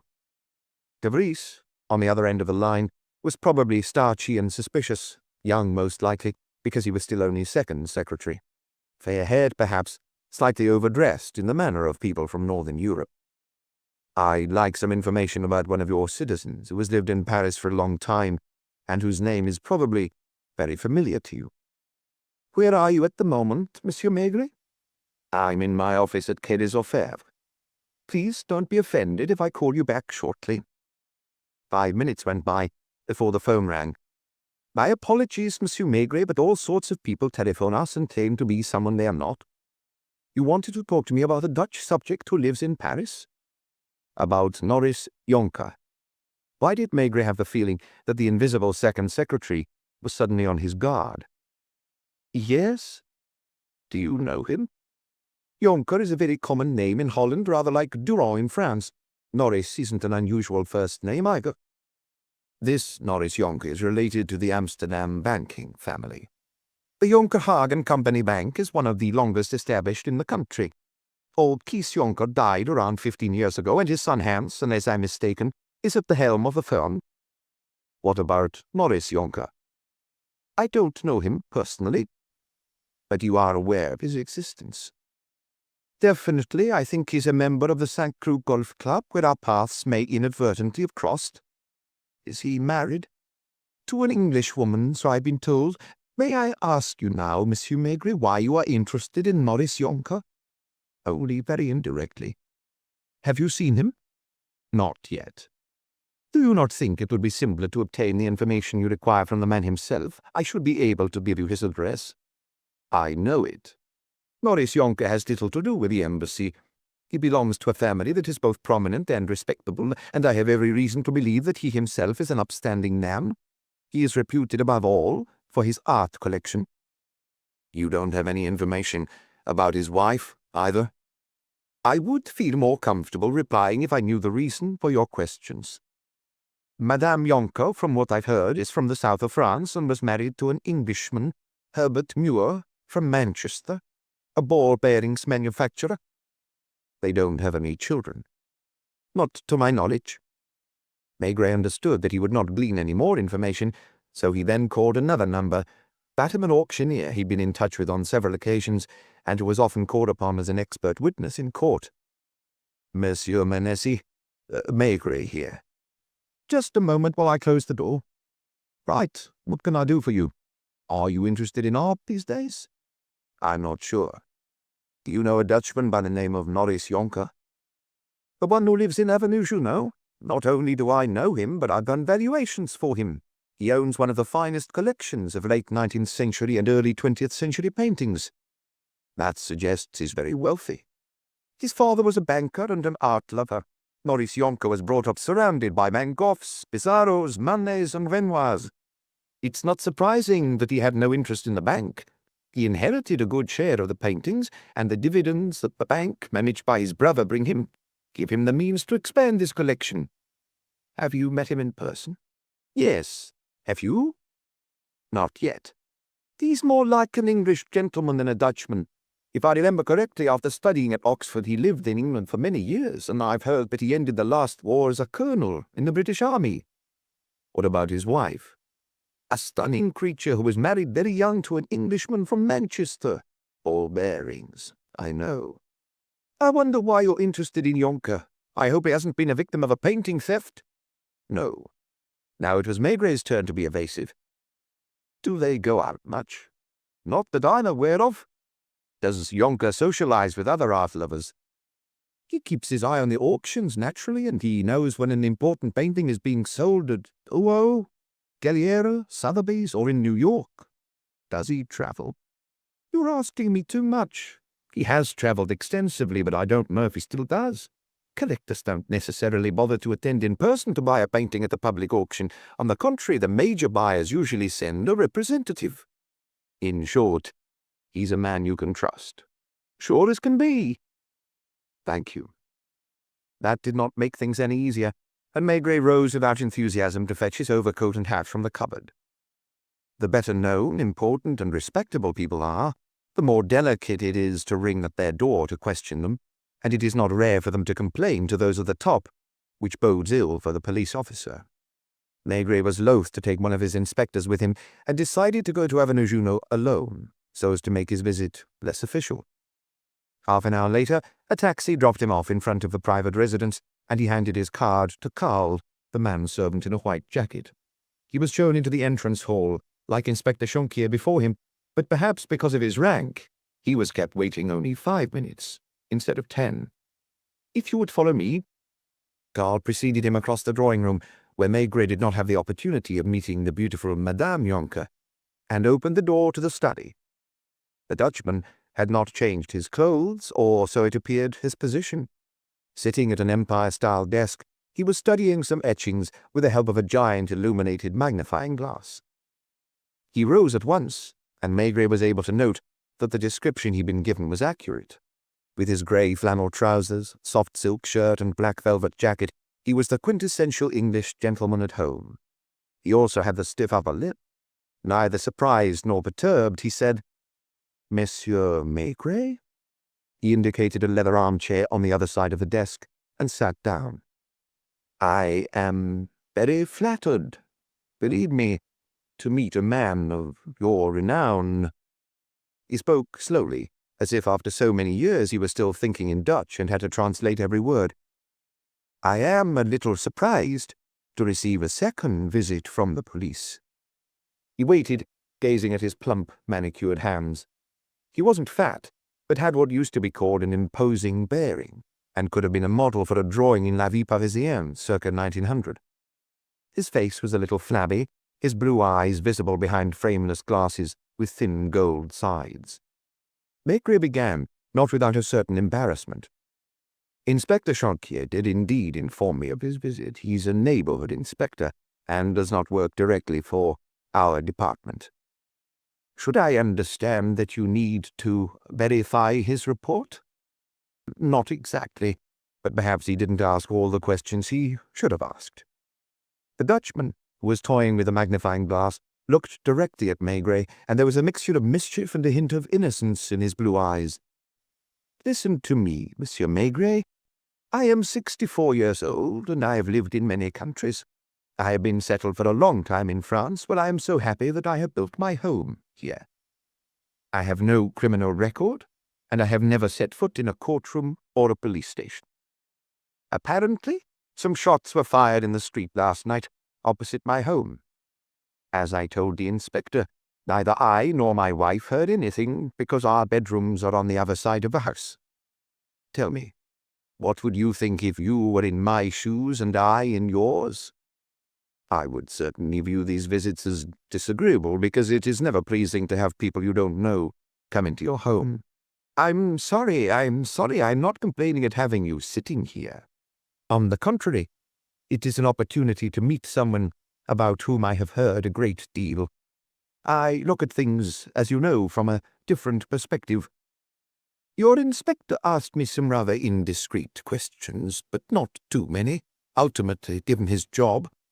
I don't know what you plan to ask, but I am surprised that such a high-ranking official should take the trouble to come in person. If I were to reply that it is out of deference, I would be flattered, while unwilling to believe you, and perhaps it would be wiser of me to find out whether your presence here is lawful. I would have no objection, Monsieur Jonker, and you are free to telephone your lawyer. Let me add that I have come without a warrant, and it is your right to ask me to leave.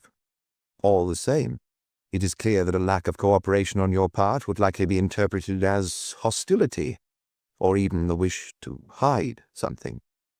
The Dutchman smiled in his armchair and reached for a box of cigars. You smoke, I think. Only a pipe. Feel free. He himself selected a cigar, holding it to his ear and rustling it. Then he clipped one end with a gold cigar cutter and slowly lit it with an almost ritual gesture. One more question, he said between two puffs of pretty blue smoke. Am I to understand that I am the only person in Avenue Junot to have the honor of your visit? Or is this case so important that you will be going from house to house in person to question the residents? Maigret, too, was choosing his words carefully. You are not the first person in the street that I am questioning. My inspectors are going from house to house, as you say, but as far as you are concerned, I believed it was my duty to take the trouble. Jonker appeared to be thanking him with a nod, but he didn't believe a word. I will try to answer you, so long as you do not intrude into my private life. Maigret was about to open his mouth when the telephone rang. May I? Jonker picked up the receiver and replied in English briefly, frowning. Maigret's schoolboy English was not that good, and had not been much use in London, and even less during his 2 trips to the United States, although people had taken great pains to try to understand him. But at least he knew that the Dutchman resented not being free, and that in answer to a question asked by the invisible caller, he said, From the same firm, yes. I'll call you back later. Presumably, that meant that he was busy with someone from the same profession as the inspector who'd been there earlier. Excuse me, I am all yours. He settled into a comfortable pose, reclining slightly in his chair, his elbows on the armrests, sometimes glancing at the white ash on his cigar, which was gradually growing longer. You asked me, Monsieur Jonker, what I would do in your shoes. I would like to ask you what you would do in mine. When a crime is committed in this district or another, there are always neighbors who remember odd details they hadn't noticed before or which they hadn't thought were of any importance. I believe you call that gossip, don't you? If you like.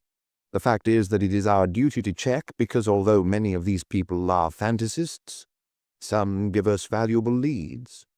So, let us hear this gossip. But Maigret had no intention of getting straight to the point. He still couldn't make up his mind whether Jonker was a mischievous but decent man, or whether, on the contrary, he was someone very clever who remained on his guard while acting the innocent. You are a married man, Monsieur Jonker. Does that surprise you? No, I have been told that Madame Jonker is a very beautiful woman. I am asking you again, does that surprise you? Admittedly, I have a man of a certain age, many would say an old man, perhaps adding that I am fairly well preserved. Whereas my wife is only 34, which makes an age difference of exactly 30 years. Do you think we are the only ones in this situation in Paris or elsewhere? Is it so shocking? Is Madame Jonker French? I can see you have done your research. She was born in Nice, yes, but I met her in London. Was she married previously? Jonker displayed some impatience, which could have been that of a gentleman outraged at having his private life raked over, and above all at being asked about his wife. She was Mrs. Muir before being Madame Jonker. he snapped. He added, after staring at his cigar for a while, "You should know, too, since you insist on raising the subject, that she didn't marry me for my money, because she was already what is called independently wealthy. You go out fairly little for a man of your situation, Monsieur Yonker. Is that a criticism? You know I spent most of my life going out, either here in London, in the USA, India, Australia, or elsewhere. When you are my age, I'm not so far off. When you are my age, I was saying, you will probably prefer being at home to society gatherings, clubs and nightclubs. I understand you all the better because you must be very much in love with Madame Yonker." This time, the former British colonel tensed, and his only reply was a jerk of his head which made the ash fall from his cigar. The delicate moment, which Maigret had put off as long as possible, was approaching, and he gave himself a little more time by lighting his pipe, which had gone out. "You use the word gossip, and I am prepared to believe, if you say it is so, that certain intelligence that we have received belongs in that category." Was not the Dutchman's hand trembling slightly? All the same, he reached for the crystal decanter and poured himself a glass. "Do you like Curaçao?" "No, thank you." "Do you prefer whiskey?" Without waiting for the reply, he pressed a bell. Carl appeared at once. "Scotch, please. Still or sparkling water?" "Sparkling." During this interval, they were silent, and Maigret glanced at the bookshelves lining the walls. They contained mainly art books, not only on painting, but on the architecture and sculpture of antiquity, and there were also bound catalogues from the major auctions of the past 40 years. "Thank you, Carl.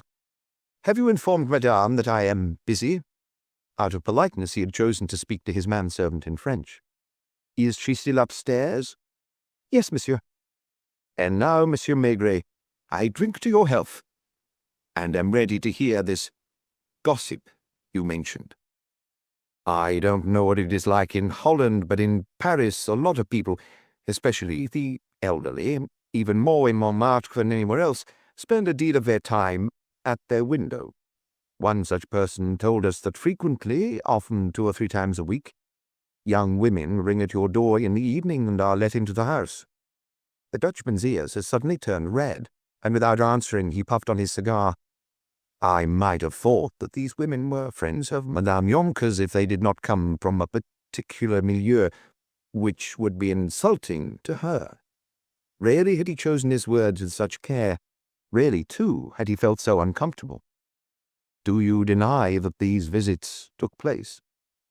"If you have troubled yourself to come here, Monsieur Maigret, it is because you are certain of your facts. Admit it.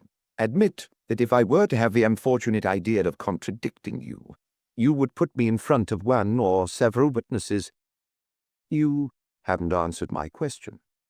What have you been told about these young women?" "I asked you a question and you have replied with another." "I am in my own home, aren't I? If I were in your office, we would both be in a different position." Maigret preferred to give in. "Let us suppose that these persons belong to the category of what is called loose women. They do not simply come in and leave, but spend part of the night, if not the whole night, in the house." "That is correct." He did not look away. On the contrary, but the blue of his eyes had clouded to grey. To pluck up the courage to continue, Maigret had to think of Rognon in his hospital bed, and of the stranger who had viciously aimed one of the deadliest weapons at his stomach. Yonker wasn't helping him. He sat there as impassive as a poker player. "If I am mistaken, please stop me. At first I thought that these young ladies were coming to see your manservant. Then I learned that he has a girlfriend and that he is sometimes outside with her at the time of the visits I mentioned. May I ask you where your servant's bedroom is?" "On the 2nd floor, near the studio." "Do the maids and the cook sleep on the 2nd floor as well?" "No, there is an annex in the garden where the 3 women sleep." "Do you often happen to open the door to these nocturnal female visitors?" He answered neither yes nor no, but continued to stare into Maigret's eyes. "I'm sorry to add that according to my source, Madame Yonker showed them into the house on several occasions." "We are kept under close watch, aren't we? You people are even worse than the old women in our little Dutch villages." Would you tell me now what connection you have established between these visits, alleged or real, and the shots fired in the street? Because I refuse to accept that I am being targeted personally, and that, for a reason that escapes me, someone is trying to make me persona non grata. That is out of the question, and I'll try to put all my cards on the table. The way last night's tragedy unfolded, the weapon used, and some other details which I'm not at liberty to reveal, give me reason to believe that the marksman was a professional. And you think I am in contact with these people? I'm going to make a completely gratuitous supposition. You are considered to be a very wealthy man, Monsieur Jonker. This house contains more artworks than a lot of provincial museums, and their value is probably priceless. Does the building have an alarm system? No. The real professionals, as you call them, make a mockery of the most sophisticated systems, as has proved recently in your very own country. I prefer to be properly insured. Have you ever been the victim of an attempted break-in? Not to my knowledge. Can you vouch for your household staff? Carl and the cook, who have been with me for over 20 years, yes. I don't know the maids so well, but my wife didn't hire them without requesting reliable references. You still haven't explained the connection between what you call my female visitors and I'm leading up to it. So far, Maigret hadn't done too badly, and he rewarded himself with a sip of whiskey. Supposing a gang of art thieves, of which there are a number in this world, were planning to rob you. Supposing a local police inspector got wind of it, but too vaguely to take direct action. Supposing that last night, as on previous nights, that inspector had been stationed opposite your house so as to catch the thieves red-handed. That would have been imprudent of him, don't you think? In our profession, Monsieur Jonker, we are often obliged to be imprudent. I'm sorry. Although the gangs that specialize in art theft sometimes hire a hitman, they are generally made up of intelligent, cultured people who do not act without doing their homework. Since you can vouch for your staff, all I can think of is that one of these young ladies. Did Jonker believe Maigret's line of reasoning, or did he smell a rat? It was impossible to tell. The young women who work in nightclubs tend to hobnob with the crime world. Have you come to ask me for a list? Names, addresses, and telephone numbers of the girls who have come here? His irony was becoming acerbic. That would perhaps be useful, but most of all I would like to know what they came to do in your house. He was almost there. Jonker, stock still, his cigar between his fingers, continued to stare at him without batting an eyelid. Right, he said at length, rising to his feet, and after putting his cigar end down in a blue ashtray, he took a few steps forward. I told you at the beginning of this interview that I would answer all your questions so long as they didn't concern my private life. You, very skillfully, and I congratulate you, put this private life on the table by linking it to the events of last night. He stopped in front of Maigret, who had also got to his feet. You have been a member of the police for a long time, I think. 28 years. I presume you haven't only investigated the underworld. Is this the first time you have seen a man of my age and in my situation give in to certain instincts? And do you consider that reprehensible? Paris is not considered a puritanical city, Monsieur Maigret. In my country, people would point at me and my family would perhaps disown me. A lot of foreigners who live here or on the Riviera have chosen France purely for the freedom enjoyed in these things. May I ask whether Madame Jonker? Madame Jonker is not a Puritan and knows about life. She is not unaware that some men of my age need change to stimulate them. You have forced me to speak of very private things, and I hope you're satisfied now. From the way he was looking at the door, he appeared to consider the interview over. Maigret, however, ploughed on, softly, in an undertone. Earlier, you mentioned names, addresses, and telephone numbers. I hope you aren't asking me for them. These individuals may not be leading exemplary lives, but they are not accountable to the police, and it would be improper of me to put them in an awkward situation. You told me that you went out seldom and that you don't go to nightclubs. So how did you meet your female visitors? Further silence. Further hesitation. "Do you not know how these things work?" he sighed at last. "There are pimps and madams, but their activity constitutes an offence. And does their client's activity constitute an offence too? They could possibly be accused of complicity, but generally the clients are left in peace. Is that not so? In that case, Monsieur Maigret, I don't think I have anything more to say to you. But I do have one more request for you." "Is it really a request? Is that not a euphemism?" It was now almost open war between the two men. "Well, if you were to refuse, I might have to resort to legal means." "So what is this request?" "I would like a tour of your house." "Isn't the word to search?" "You are forgetting that until now I have been working from the hypothesis that you were a potential victim." "And you wish to protect me?" "Maybe." "Come, then." There was no longer any question of offering Maigret a cigar or pouring him a drink. Yonka's manner had suddenly become very superior, if not lordly. "You have seen the room where I spend most of my day. Do I have to open the drawers?" "No." "For your information, the one on the right contains an automatic pistol, a Luger which I brought back from the war." He took it out, adding, "It is loaded. I have another one, a Browning, in my bedroom, also loaded. I'll show it to you later. This is the drawing-room. I know you're not here to admire the paintings, but I do advise you to have a look at this Gauguin, which is considered one of his finest works and which I'll bequeath to the Amsterdam Museum. This way. Do you know anything about carpets? Never mind. Here we are in the dining-room, and the painting to the left of the chimney breast is Cézanne's last work.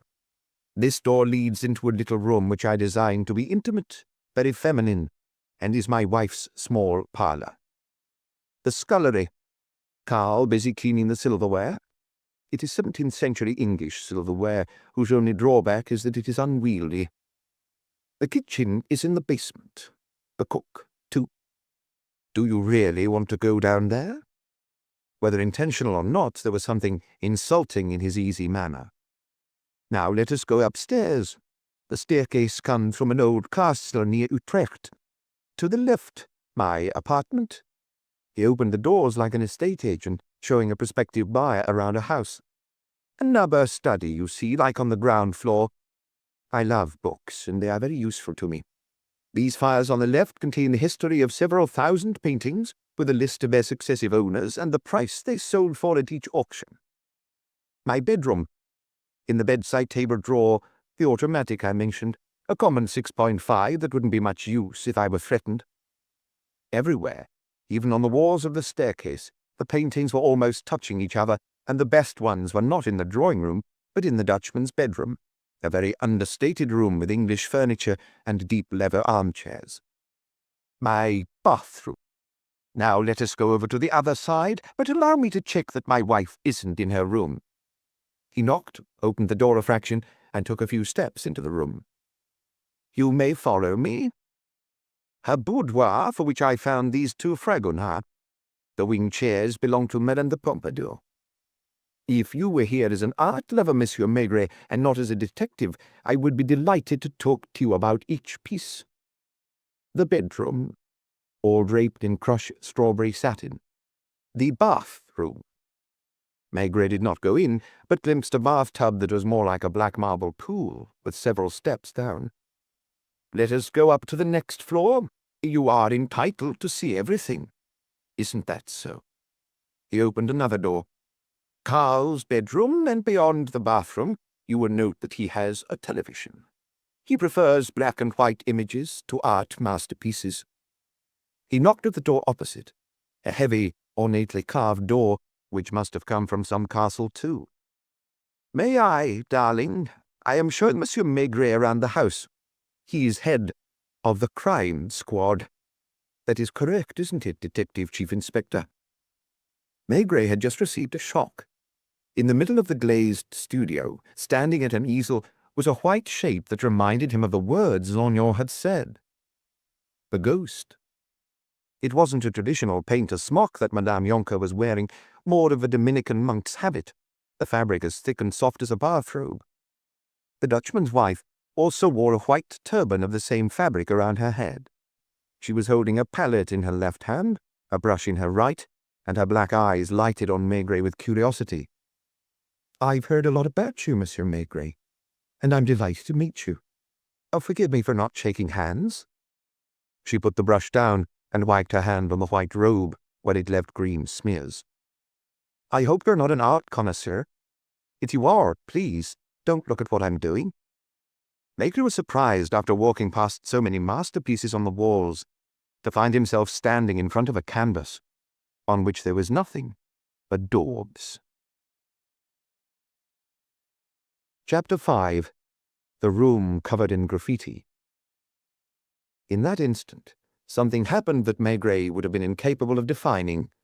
A change of tone, or rather a sort of shift that suddenly lent more weight to gestures, words, and attitudes. Did this stem from the presence of a young woman still draped in her strange costume, or from the atmosphere of the room? Logs were burning and crackling in the vast white stone fireplace, and the flames seemed to be leaping sprites. Maigret now understood why the studio curtains that could be seen from Mavinette Augier's windows were nearly always drawn. The studio wasn't only glazed on one side, but two, which made it possible to choose the light required. These curtains were made of thick black hessian, faded to grey in the wash, and had shrunk, so they no longer closed. On one side, rooftops were visible as far as Saint-Ouen. On the other, with the sails of the Moulin de Galette in the foreground, lay Paris in almost its entirety, scored by the boulevard, the wider gap of the Champs-Élysées, the curves of the Seine, and the gilt dome of Les Invalides. It was not this panorama that fascinated Maigret, whose senses were sharpened. It is difficult when suddenly plunged into an unknown milieu to grasp it fully, and yet that was what seemed to be happening to him. Everything struck him at once. The two bare walls, for example, painted a glaring white, the dancing flames in the fireplace in the centre of one wall. Madame Jonker had been busy painting when the two men had come in. Would it not have been natural for there to be canvases on the walls? And also, as in all artists' studios, other canvases stacked against each other? But the varnished wooden floor was as bare as the walls. Near the easel was a box full of tubes of paint on a pedestal table. On another table further away, a white wood table, the only everyday object seen so far in the house, was a jumble of pots, tin cans, bottles, and rags. The rest of the furniture comprised two empty cupboards, a chair, and an armchair whose brown velvet upholstery had begun to fade. Something was not quite right. It was only a hunch, but he was on the alert, and the Dutchman's words only struck him more forcefully. He said, addressing his wife, "Inspector Maigret isn't here to admire my paintings, but, strange as it may seem, to give a lecture on jealousy. He appears surprised, but not all women are jealous." That could have passed as an unremarkable comment with a hint of sarcasm, but Maigret understood it as a warning Jonker was giving his wife, and he could have sworn that she acknowledged the message by batting her eyelids. "Is your wife jealous, Monsieur Maigret?" "I confess, madame, that she has not yet given me the occasion to ask myself the question." "But many women must visit your office." Was he mistaken? He thought he detected some sort of signal, but a signal that was for his benefit this time. So much so that he racked his brains and asked himself if he had ever seen the woman now in front of him at Quai des Orfèvres. Their eyes met. Her lovely face still wore the vague, polite smile of the mistress of a house receiving a guest. But could he not read something else in her huge brown eyes, with long, fluttering eyelashes? "Please, don't stop working on my account," he muttered, because she put the palette down on the pedestal table, removed the white fabric wound round her head like a turban, and tossed her head to give her black hair back its shape. "You are French-born, I believe." "Norris told you so?" The question was natural, ordinary. Was he wrong to perceive a hidden undertone? "I knew it before coming here." "So you made inquiries about us?" Jonker was less nonchalant than when he had been in his downstairs study, and when, his manner slightly sardonic, he had hurried Maigret around the various rooms like a museum or chateau guide.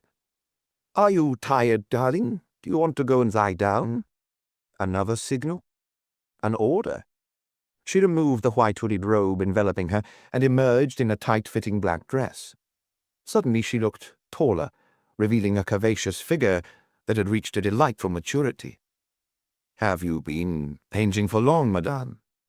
Instead of replying directly, she explained, "It's hard to live in a house full of artworks with a husband whose only passion is paintings without being tempted to wield a brush. Since I can't compete with the masters I see in front of me from morning till night, I had to content myself with abstract painting. Whatever you do, don't ask me what my daubs represent." The years spent in England and Paris had not completely eradicated her southern accent, and Maigret was increasingly attentive to the slightest nuances. "You were born in Nice. You were told that as well?" Looking her straight in the eye, it was his turn to send her a signal. "I'm very fond of the Cathedral of Saint-Réparat." She didn't blush, but gave an imperceptible sign that she had got the message. "I see you know the city." With those words, he had just evoked the old town of Nice, the poorest neighborhood with narrow streets where the sun rarely penetrated and washing was strung between the buildings all year round. He was almost certain now that that was where she had been born, in one of those decrepit houses into which 15 or 20 families were crammed, and whose staircases and courtyards teemed with hordes of brats.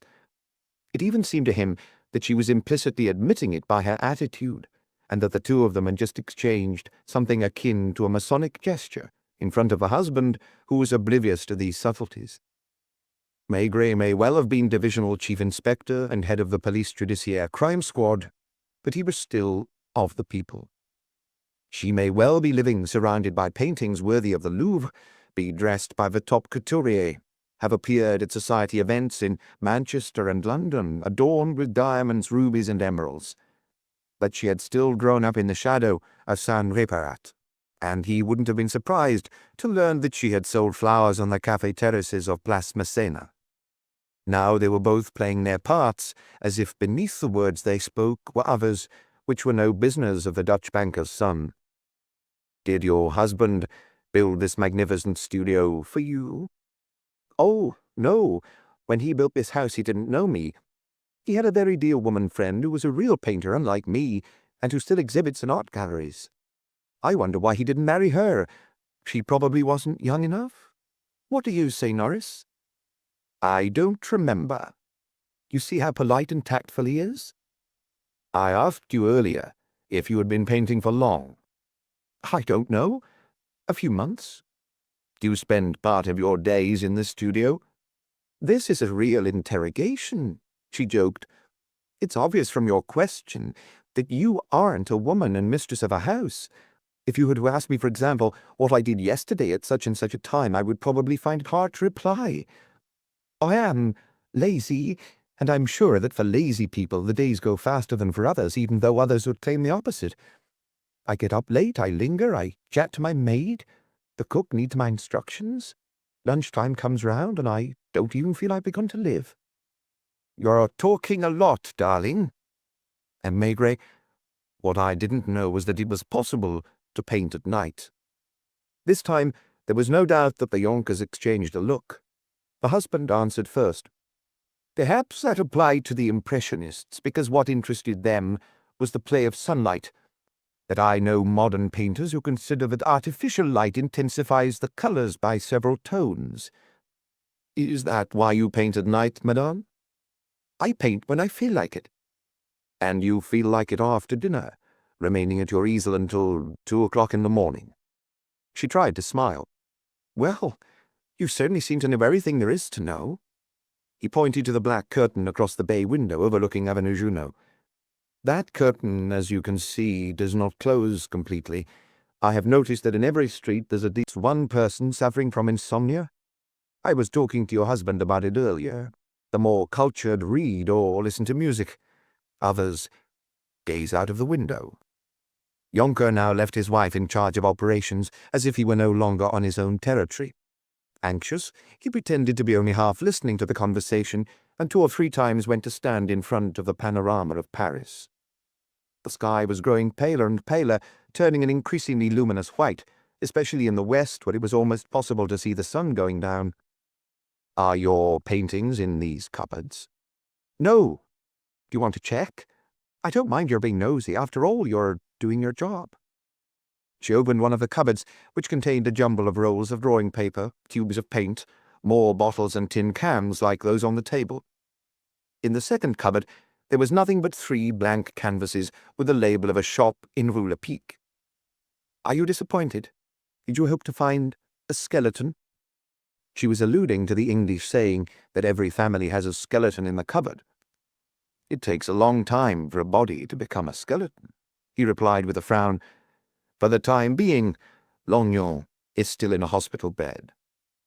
Who are you talking about? What a funny name. An inspector. The one who was attacked last night. Are you certain, madame, that you were in your bedroom when the shot was fired? The 3 shots, to be exact. Monsieur Maigret, Jonker broke in, I think that now you're going too far. In that case, answer me yourself. Madame Jonker spends part of her time painting, especially in the evenings and often late into the night, but I find her in a studio that is almost empty. Is there a French law that makes it obligatory to furnish a studio? One might expect at the very least to find a certain number of paintings here, finished or unfinished. What do you do with your works, madame? Did not the signal she sent her husband mean that she was leaving it up to him to reply? Mirella has no pretensions of being an artist. He heard her first name for the first time. In the past, she must have been called Mireille. She generally destroys her works as soon as they're finished. One moment, Monsieur Jonker. I apologize once again for appearing finicky. I've spent some time with painters. If they destroy a painting, how do they do it? They cut it up, burn it, or throw it in the dustbin. But before that, I don't understand. I'm surprised, given that you are such a great art lover. Are you saying they throw away the frame as well? Now there are 3 frames in that cupboard, all of them new. My wife sometimes gives the paintings she's the least dissatisfied with to friends. Are they the ones that someone comes and collects in the evenings? In the evenings or during the day? If it is a question of your wife's works, then she is more prolific than she led me to believe. There are others. Do you still need me? Asked Madame Jonker. Why don't we go downstairs? I'll have some tea served. Not right away, madame. Your husband was kind enough to show me around the house, but he hasn't shown me what is behind that door yet. A solid, dark oak door at the back of the studio. Who knows, we might at last find some of your paintings. There was a tension, electricity in the air. Their voices became more muted, more trenchant. I'm afraid not, Monsieur Maigret. Why are you so certain? Because that door hasn't been opened for months, if not years. It used to be the bedroom of the person my wife mentioned, let us say the room where she would rest between painting bouts. And you preserve it like a sanctuary, after all these years. He attacked deliberately to make his adversary lose his cool. He felt the moment had come to drive home his advantage, and this time, exceptionally, the scene was not taking place in his office at Quai des Orfèvres, but in an artist's studio with a panoramic view of Paris. Jonker's fists were clenched, but he still maintained his composure. I am convinced, Monsieur Maigret, that if I were to turn up at your home unannounced, if I were to search high and low, if I asked your wife question upon question, I would find many details of your private life strange, if not inexplicable. You see, each one of us has our own way of thinking and behavior which others find incomprehensible. This house is fairly large. I devote myself almost entirely to my paintings. Our social life is very limited, and my wife, as she told you, casually occupies herself by painting. Is it surprising that she does not attach a great deal of importance to what happens to her canvases, whether she burns them, throws them in the dustbin, or gives them to friends? What friends? I am obliged to answer your question, as I already did in my study. It would not be very gentlemanly of me to be indiscreet and expose others to the unpleasantness we have been caused by shots fired in our street by strangers. to go back to that door. I don't know how many rooms your apartment has, Monsieur Maigret. This house has 32. 4 servants come and go. It has happened that a maid has been fired for dishonesty. That a key should get lost under these conditions will not surprise anyone in our circles. And you didn't have a new one made? It didn't occur to me. Are you certain that the key is not in the house? Not to my knowledge. If it is, one of these days we will find it in the most unexpected place. May I use this telephone? Because there was a handset on the table. Maigret had noticed that there was one in most rooms, probably for both external and internal communications. What do you intend to do? Call a locksmith. I don't think I would agree to that, because it seems to me that you are going beyond your remit. Then I shall call the public prosecutor, who will send me an official search warrant. The husband and wife exchanged glances again.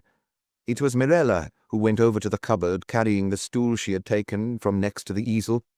She clambered onto it, swept her hand across the top of the cupboard, and when she withdrew it, she was holding a key. You see, Monsieur Jonker, there was one detail that struck me, or rather 2 connected details. The door to this studio has a lock, but unusually, this lock is on the outside. Earlier, while you were speaking, I noticed that it is the same with this door.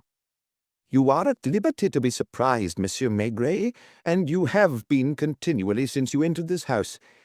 Your lifestyle and ours are too different for you to be able to understand. I am making an effort, you see. Maigret took the key that Madame Jonker was holding out to him and walked over to the locked door. While the couple stood rooted to the spot in the vast studio like 2 waxworks, he jigged the lock. How long did you say it is since this door has been opened? It doesn't matter. I'll allow you to keep your distance, madame, and you can imagine why, but I would like your husband to come here. Jonker walked towards the door, trying to keep up appearances. You will notice first of all that this floor is clean, without a trace of dust, and if you touch it you will see that in places the wood is still damp, as if it had been recently thoroughly scrubbed. Who cleaned this room? This morning or last night? He heard Mirella's voice behind him reply, It certainly wasn't me. You can ask the maids, unless Carl was given instructions by my husband. The room was not large. Like the bay window in the studio, the window afforded a panoramic view of Paris, and the old floral curtains were paint-stained. In places, it even looked as if someone had wiped their hands on them after painting with their fingers. In a corner was an iron bedstead with a mattress but no sheets or blankets. The most striking thing was what can only be described as graffiti. On the grubby white walls were obscene drawings of the kind found on the walls of some urinals. The difference was that instead of being drawn in pencil, they had been done with paint, green, blue, yellow, and purple. I won't ask you, Monsieur Jonker, if you attribute these drawings to your former friend, but there's one that makes this hypothesis indeed impossible. It was, in a few thick brushstrokes, a portrait of Mirella, more animated than many of the paintings in the drawing-room. Do you expect an explanation? I think that would be normal. Our lifestyles, as you said, may be very different. It is possible that I find your behavior a little hard to understand. All the same, I am convinced that even your friends, people from your world, would be very surprised to discover these, shall we call them frescoes, beneath your roof.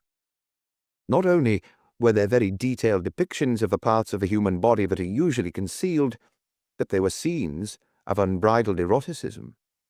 In contrast, close to the bed, vertical strokes reminded Maigret of the ones that prisoners drew to keep track of time. Was the person living here counting the days with such impatience? I don't understand. You were not unaware of the existence of these graffiti? I glanced around this room a long time ago. How long? Several months, I told you. I was shocked by what I saw, and after double-locking the door, I threw the key on top of the cupboard. In front of your wife? I don't remember. Do you know what is on the walls of this room, madame? She nodded. How did you feel when you saw your portrait? I don't call that a portrait, but a vague sketch, like any painter can hastily draw. I'm waiting for you two to agree on what to tell me." There was a silence, and Maigret took his pipe from his pocket without being invited to do so. "I wonder," muttered Yonka, "whether it might not be better for me to call my lawyer. I am not familiar enough with French law to know whether you have the right to question us like this. If, instead of giving me a plausible reply straight away, you call your lawyer, tell him to come to Quai des Orfèvres, because in that case, I'm taking you there, this instant. Without a warrant. With or without a warrant. If necessary, the warrant will be here in half an hour." Maigret went over to the telephone. "We'll wait." "Who occupied that room?" "It is ancient history. Do you not want to go downstairs and continue this conversation over a drink? I wouldn't mind smoking a cigar, and I don't have any on me." "On condition that Madame Yonka accompanies us." She walked ahead with a weary step, as if resigned. Then came Maigret with Yonka close behind. "Here?" asked Marilla when they reached the drawing-room. "I prefer my study." "What can I offer you, Monsieur Maigret?" "Nothing for the time being." She saw the glass he had drunk from earlier, which was still on the desk with her husband's. Did Maigret's refusal not indicate that the situation had changed? It was darker in the room, and Yonka switched on the lamps, poured himself some curacao, and shot his wife a questioning look. "No, I'd rather have a whiskey." He was the first to sit down, replicating almost exactly the pose he'd adopted an hour earlier. His wife remained standing, holding her glass. 2 or 3 years ago," began the art lover, cutting off the end of his cigar. Maigret broke in. "Have you noticed that you are never precise? Since I've been here, you have not once given a date or a name other than names of long-dead painters. You speak of a few weeks, a few months, a few years, early or late evening. Maybe because I do not concern myself with time. Remember, I don't have to keep office hours, and until today, I have never had to give an account of myself to anyone." He was becoming aggressive again, his exaggerated disdain ringing force. Maigret caught on his wife's face an expression of anxiety, of disapproval. "You, my dear," he thought, "you know from experience that there's no point playing that little game with the police. Was it in Nice in her youth that she'd had dealings with the law, or was it in England or elsewhere? You are free to believe me or not, Monsieur Maigret. I repeat that 2 or 3 years ago I was told about a talented young painter who was living in such dire straits that he sometimes slept in the street and rummaged through the dustbins for food. You say you were told about this young man. Was it by a friend or by an art dealer?" Yonka made as if brushing away a fly. "What does it matter? I don't remember. The fact was, I was ashamed to have this studio that served no purpose." "So your wife didn't paint at the time?" "No, I wouldn't have invited him here." "What is the name of this graffiti artist?" "I only ever knew his first name." "Which is?" A pause. "Pedro." He was visibly lying. "A Spaniard? An Italian?" "Do you know, I didn't bother to find out. I allowed him to use the studio and the bedroom. I gave him money to buy paints and canvases.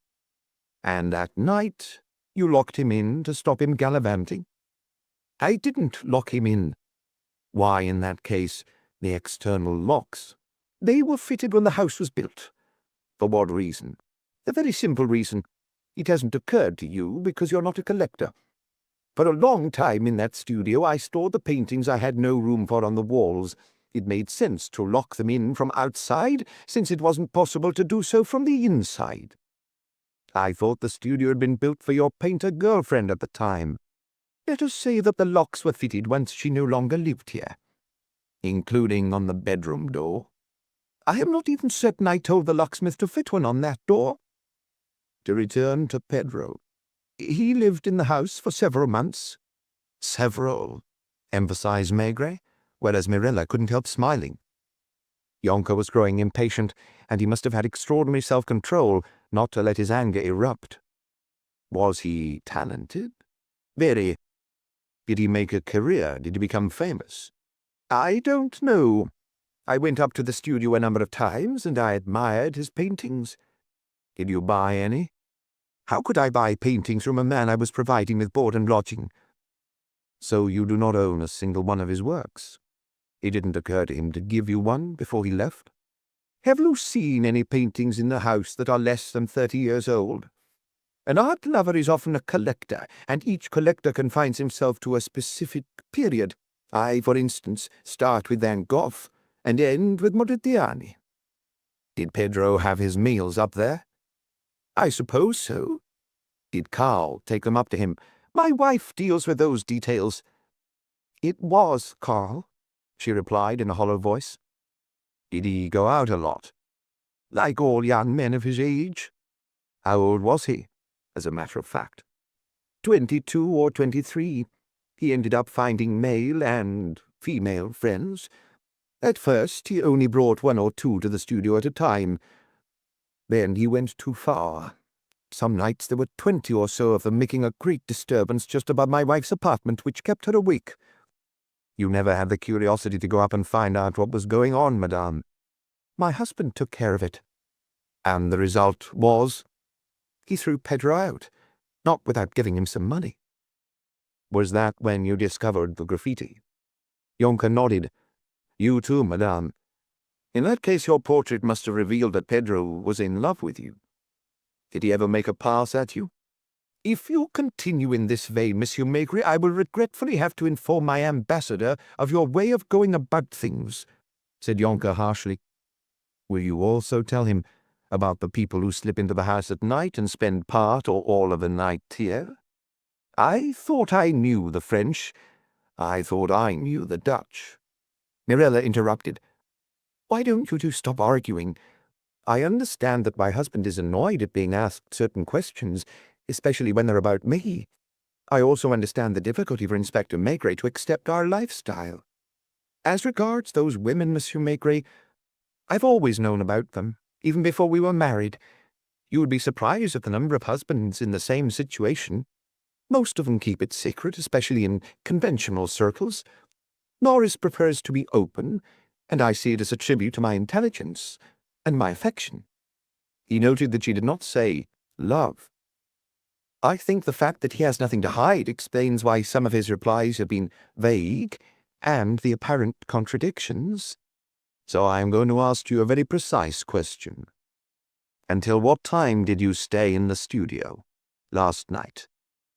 I need to think because I don't bother with wearing a watch when I work, and you will have noticed there is no clock up there. At around 11 o'clock I sent my personal maid to bed. You were on the 2nd floor. Yes. She came and asked me if she should wait up for me to help me get ready for bed. Were you working on the painting that is still on the easel? I spent a long time, charcoal in one hand, a rag in the other, trying to think of a subject. What is the subject of this work? Let's call it a harmony. Abstract painting isn't haphazard. Maybe it demands more reflection and trial and error than figurative painting. We were talking about times. It could have been 1 o'clock in the morning when I went downstairs to my apartment. Did you switch the studio light off? I think so. It's a reflex.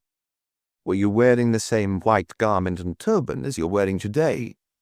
To be honest, it's an old bathrobe and a terry towel. Since I only paint to amuse myself, it would have felt ridiculous buying a professional artist's smock. Was your husband in bed? Did you not go and wish him good night? I don't normally do that when I go to bed after him, for fear of finding him in the company of one of his female visitors.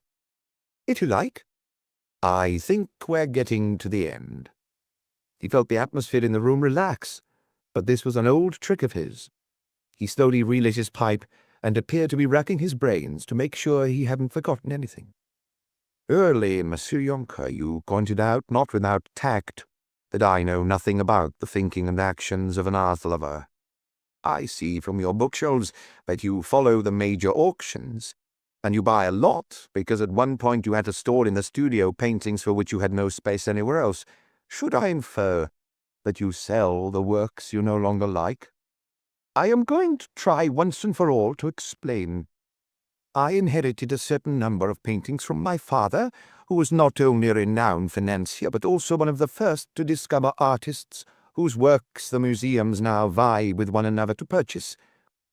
My income, although substantial, did not permit me to buy the paintings I fancied ad infinitum.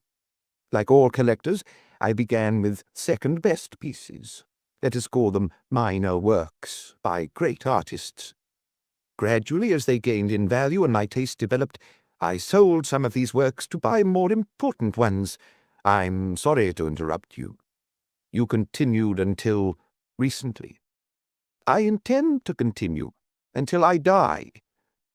These paintings that you sell, do you send them to the Drouot auction house or do you entrust them to an art dealer? I have on rare occasions put a painting or two up for public auction. However, the works sold at auction generally come from an estate. A connoisseur prefers to go about things differently. Meaning, he knows the market. He knows, for example, that such and such a museum in the USA or in South America is looking for a Renoir, a Picasso from the Blue Period. If he wants to sell a painting of that kind, he makes contacts. That would explain why neighbors saw paintings leaving your house. Those and my wife's. Can you, Monsieur Jonker, provide me with the names of some of your buyers? Let's take only the past year, for example. No. It was a cold, emphatic no. Must I conclude that it is a matter of smuggling? I don't like that word. Operations of this kind are carried out with discretion. Most countries, for example, regulate the export of artworks to protect their national heritage. Not only do the museums have a right of preemption, but an export license is often refused. In the drawing room, you can see one of the first works of de Chirico, which was smuggled across the Italian border, as well as a Manet, which, unbelievable as it may seem, came from Russia. Do you understand why I cannot give names? Someone buys a painting from me, I deliver it to the purchaser, he pays me, and I don't have to worry about what happens to it. You don't know? I don't want to know. It's none of my business, any more than it is to find out about the provenance of a painting that I buy. Maigret rose. He felt as if he'd been in that house forever, and the muffled, almost unreal atmosphere was becoming oppressive. What was more, he was thirsty. But given the point he and Jonker had reached, he was no longer entitled to accept a drink. I apologize, madame, for having interrupted your work and ruined your afternoon. Did Morella's eyes not contain a question? It's not over, is it? She seemed to be saying, I know police methods. You're not going to let go of us, and I wonder what trick you've got up your sleeve. Turning towards her husband, she hesitated, opened her mouth, and went back over to Maigret to murmur tritely, Delighted to have met you. Jonker, on his feet, crushing the end of his cigar in the ashtray, said, I am sorry I didn't always keep my cool. One should never forget one's duties as a host. He didn't ring for Karl to show him out, but Jonker preceded him in person to the front door, which he opened. Outside, the cool air had a taste of damp and dust. A halo was beginning to form around the street lamps. On the opposite side of the street, Marinette Augier's windows were dark. There was no light on the first floor of the neighboring building either, but an old man's face was pressed to the window pane. Maigret nearly gave a friendly wave to old Maclay, stalwartly keeping watch. He was even tempted to go and knock on his door, but more urgent matters awaited him. That did not stop him before climbing into a taxi on the corner of Rue Colincourt from going into the bar he'd been in that morning and downing 2 beers in quick succession. Chapter 6. The Barefoot Drunkard. Habits form quickly in neighborhood bars. Because he had drunk a grog that morning, the owner, in his shirt-sleeves, looked surprised when his customer ordered a beer, and when Maigret requested a telephone token, he asked, Just one? The person who had used the booth before Maigret had drunk a serious amount of Calvados, because the air reeked of it, and even the handset smelled of apple brandy. Hello, who's that? Inspector Maigret. Is Luca not in the office? I'll call him, just a moment. He's on another line. Maigret waited patiently, gazing absently at the soothing decor of the little cafe, its pewter counter and its familiar bottles and labels. The newspapers talked with complacency or anxiety about a world that was changing at breakneck speed. But here, before his eyes, after all these years and a world war, were the same bottle labels that he used to see in the village inn as a child. Sorry, Chief. I want the house of a certain Norris Yonker in Avenue Junot put under surveillance as soon as possible. It's opposite the building Longnon came out of when he was shot. Put at least 2 men and a car there. I'm not sure there are any left in the yard. I fear there aren't. Find one. Not only must the Yonkers be followed if they leave the house, but visitors must also be tailed. Get a move on. In the taxi, weaving through the lights, he felt in a strange mood. He should have been pleased with himself, because he hadn't been intimidated by the Dutchman's arrogance and wealth, or by Mirella's dazzling beauty. Rarely had he gathered so many details in a single day about a case he'd had no inkling of on getting up that morning. Not only had the art lover's house come alive and yielded a number of little secrets, but Avenue Junot, which he thought he knew, had taken on a new countenance. Why did he feel dissatisfied with himself and vaguely worried? He asked himself the question and tried to answer it, but it was only as the taxi was crossing a pont au change and he glimpsed the familiar outline of the old Palais de Justice that he believed he'd identified the cause of his unease. Although he had spent most of his time in Norris Yonker's study, had visited the house from top to bottom, and the most dramatic scene had taken place in the second-floor studio, his strongest memory was not of those places. The image that stayed with him, as obstinate as a tune on the brain, was that of the little bedroom with an iron bedstead, and he suddenly understood the reason for his concern.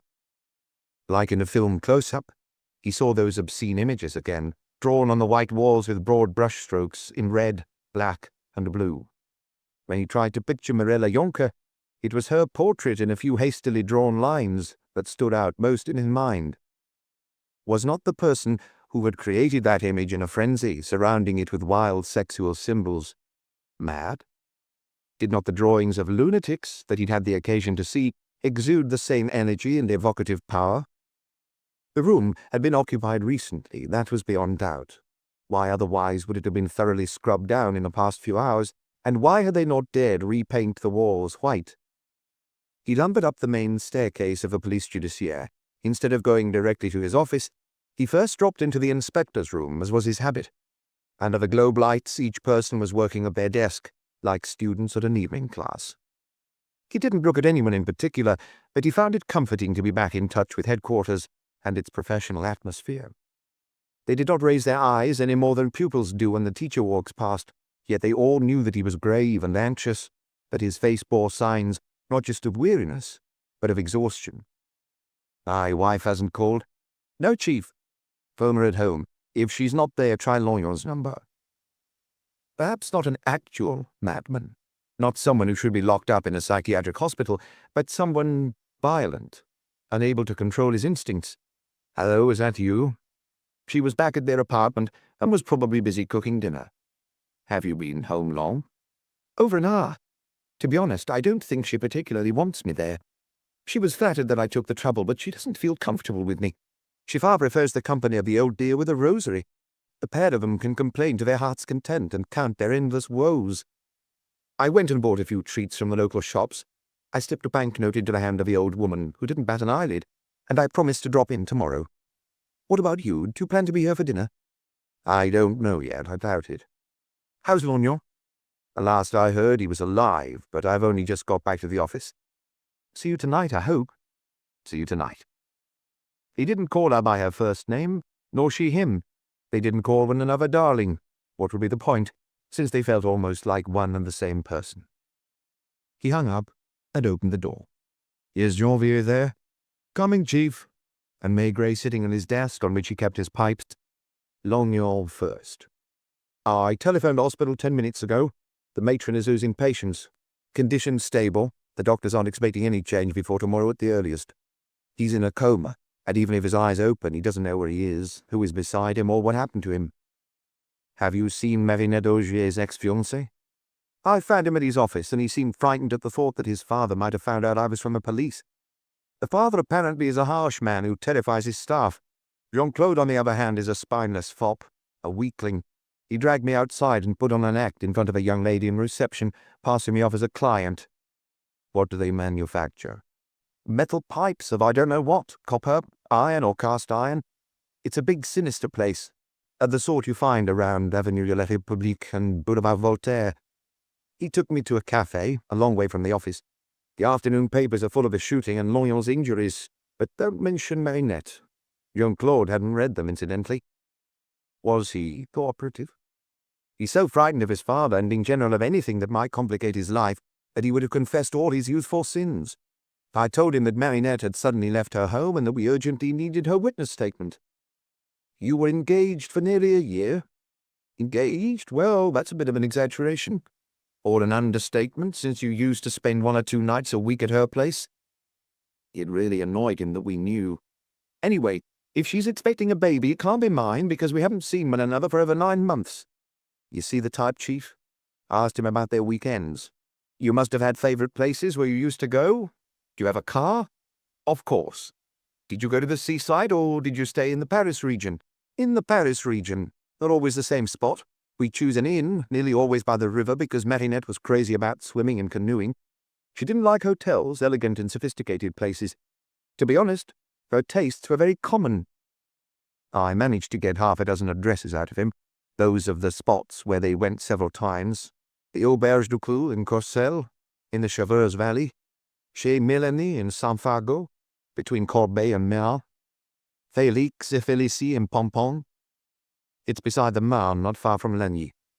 She was especially fond of that bistro, because it's just a rural cafe with 2 guest rooms and no running water. Then Crédit near Meaux, an open-air dance hall whose name he can't remember and whose owner is deaf. The Piquet Danse in the middle of the countryside between Moulins and Acremont.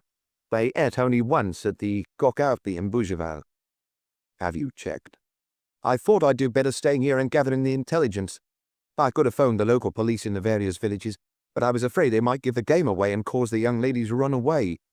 It's not very regular, given that these places are outside our patch, but I understood you were in a hurry. Well, I sent a man in each direction, Lourty, Jamin, and Lagraume. Did they each take a car? Yes, admitted Janvier anxiously. Is that why Lucas just told me that there are probably no cars available? I'm sorry. You did well. No results here. Only from the Auberge du Clou. Nothing there. The others will be reporting back soon. Maigret smoked his pipe in silence, as if he'd forgotten Janvier's presence. Do you still need me here? Not for the time being. Well, don't go off without informing me, though. Tell Luca to stay as well. He wanted to move fast. After his long visit to the Dutchman that afternoon, he felt that someone was in danger, while remaining incapable of saying who was at risk. Of course, they'd contrived to show him a facade. While the paintings on the walls were authentic, wasn't everything else he'd seen and heard false? Get me immigration. It only took 10 minutes or so for him to obtain Madame Yonka's maiden name. Her first name wasn't Muet, as he had thought because of Mirella and her southern roots, but the very ordinary Marcel, and her surname had been Maillon. Get hold of the Nice Police Judiciaire, will you? Preferably Detective Chief Inspector Bastiani. Unable to remain idle, he was casting around at random in all directions. Hello, Bastiani. How are you, my old friend? I like the weather. Here it's been raining for the past 3 days, and it's only let up since midday, but the sky's still grey. Listen, I'd like your men to search through some old paperwork quickly. If you've got nothing, they could try at the Palais de Justice. It's concerning a certain Marcel Maillon, born in Nice, probably in the old town, in the Saint-Réparat neighbourhood. She's 34. After her marriage to an Englishman by the name of Muir, who manufactures ball bearings in Manchester, she lived in London for a number of years, where she married a wealthy Dutchman, Maurice Jonker, and she currently lives in Paris. A magnificent woman, the kind who turns heads in the street. Tall, dark-haired, elegantly dressed. Very much a woman of the world, but with a little something that needles me. Do you know what I mean? Something not quite right. I don't know what, but the way she looked at me confirms it. Yes, it's really urgent. I'd swear that something ugly is going to happen, and I'd like to prevent it.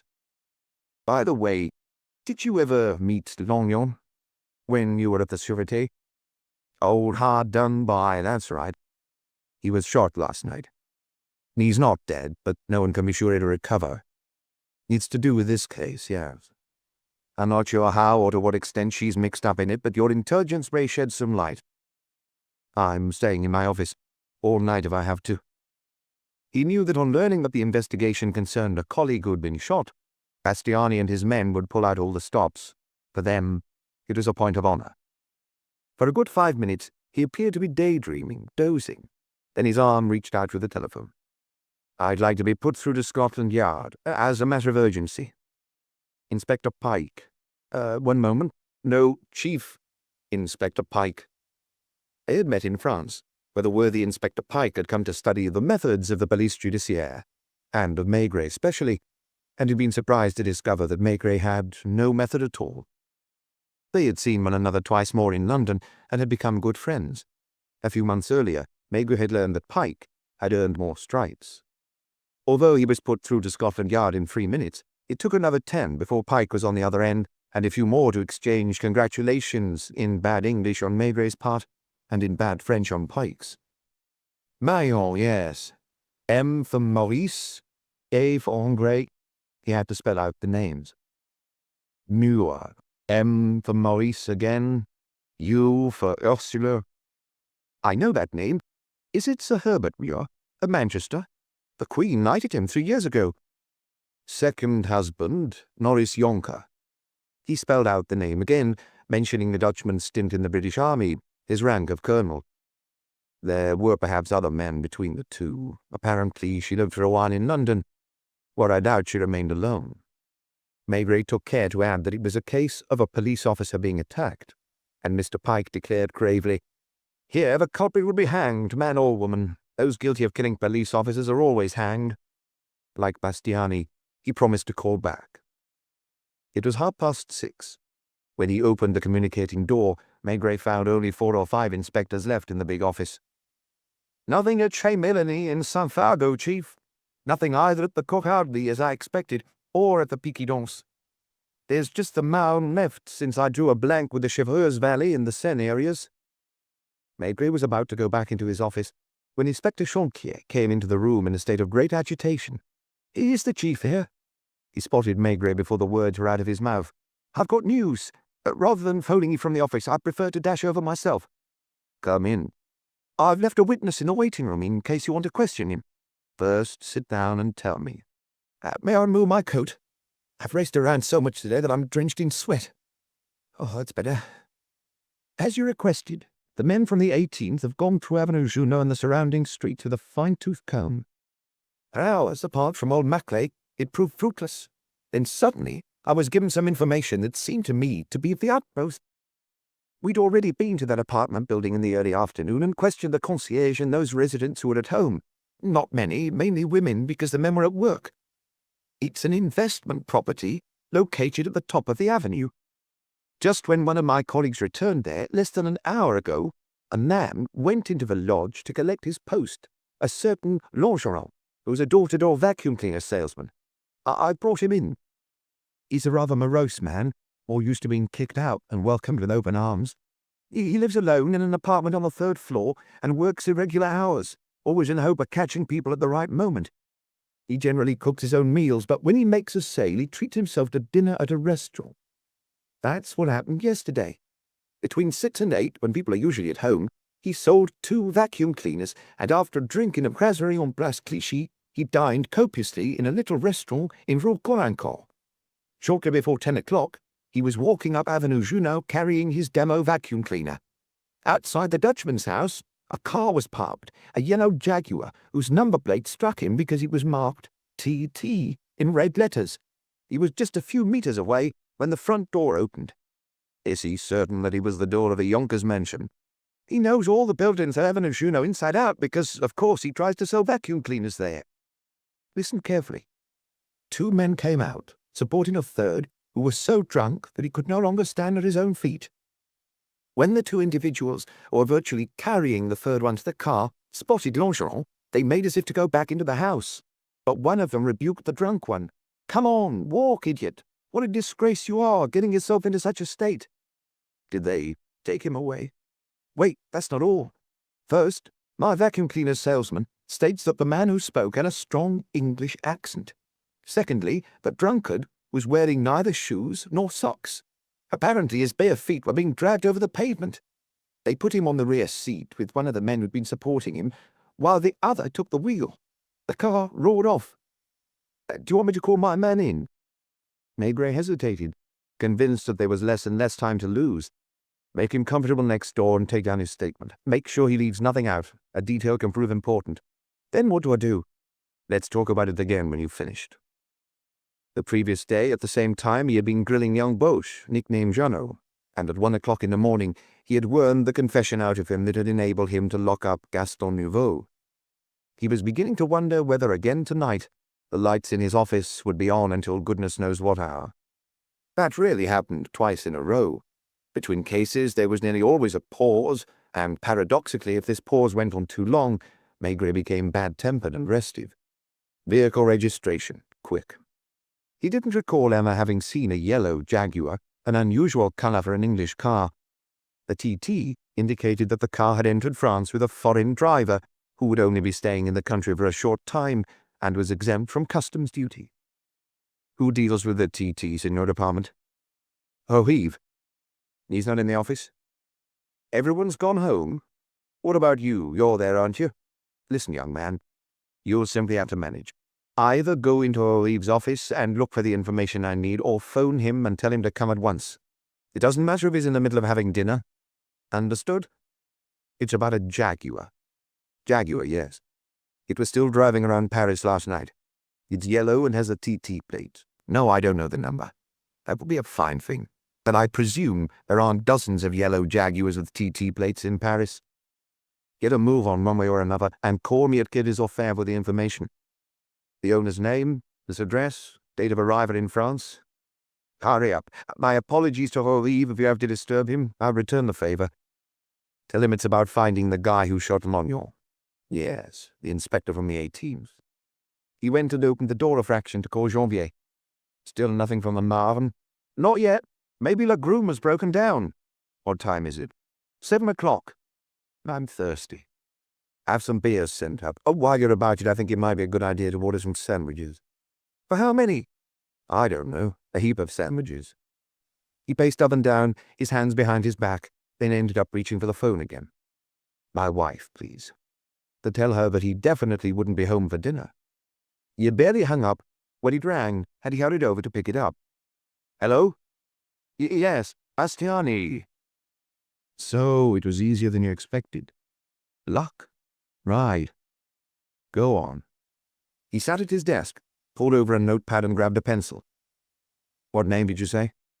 Stanley Hobson. What?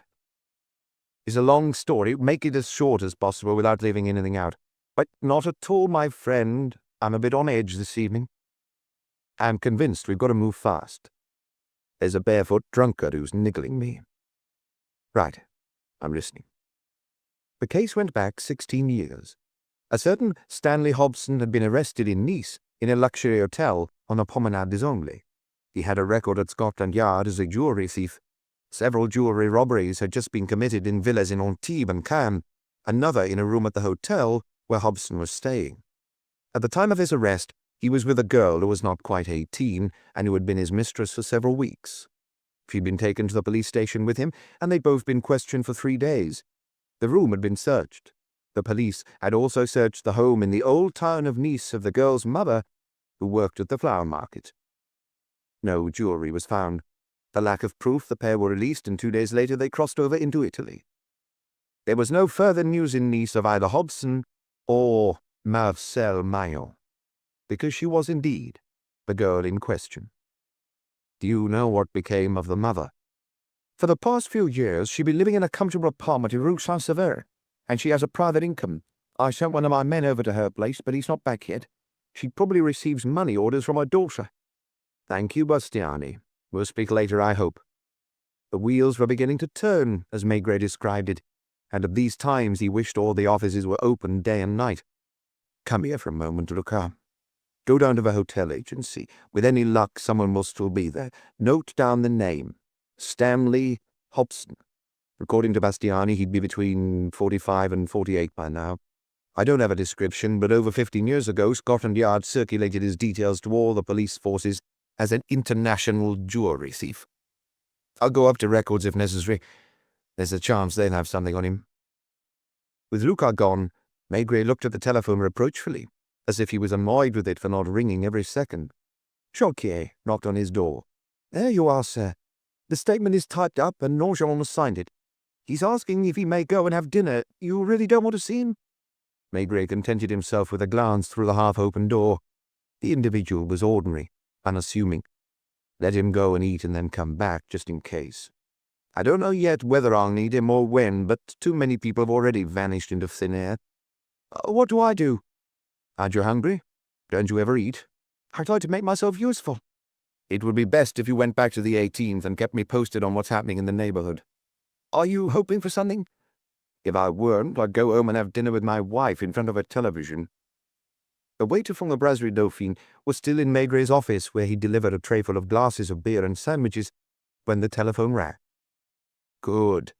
Well done. Ed? Just Ed? An American? I understand. Even their presidents have nicknames. Ed Golan. Double L? You have your address. What? Maigret was becoming gloomy. It was about the owner of a yellow Jaguar. Are you sure it's the only one there is in Paris? Good. Thank you, my friend. I'll see where this leads, but I'd have been happier if he weren't a guest at the Ritz. He went into the inspector's office again.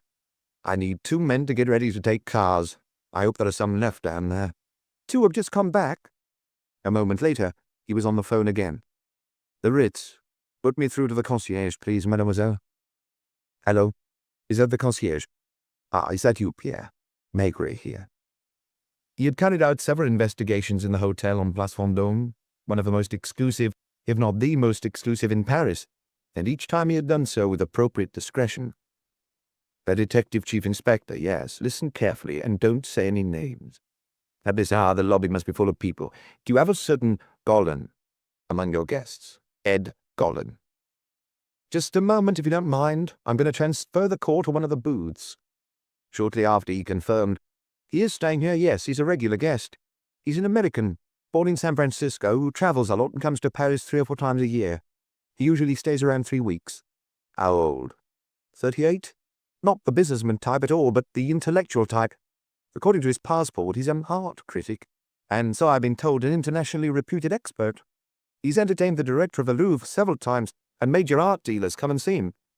Is he in his suite right now? What time is it? 7:30. It's highly likely to be in the bar. Could you discreetly check?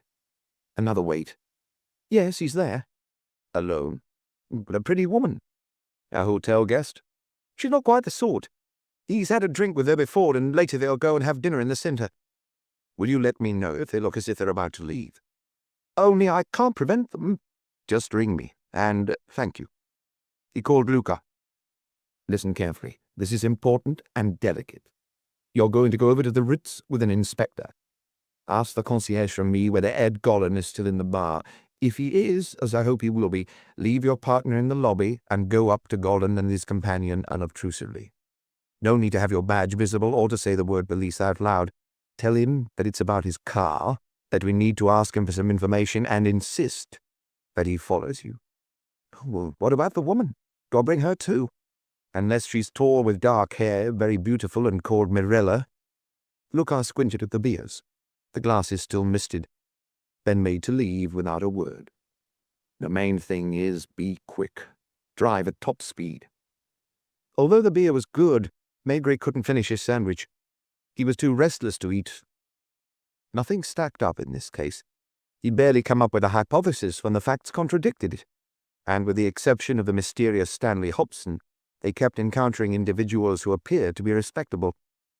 He ended up calling Menessi, the auctioneer at home. It's me again. I hope I'm not interrupting our cocktail party. I am. Then I'll be brief. Does the name Golan mean anything to you? One of the top American experts? He sighed several times as he listened to what Menessi was saying on the other end of the line. Yes. Yes, I should have expected it. One more question. I was told this afternoon that true art lovers buy and sell their paintings under the counter. Is that right?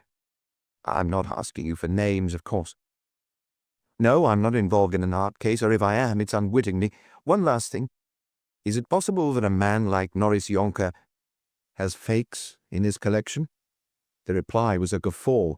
If he has, then so does the Louvre. It is true that some people claim that the Mona Lisa is a forgery.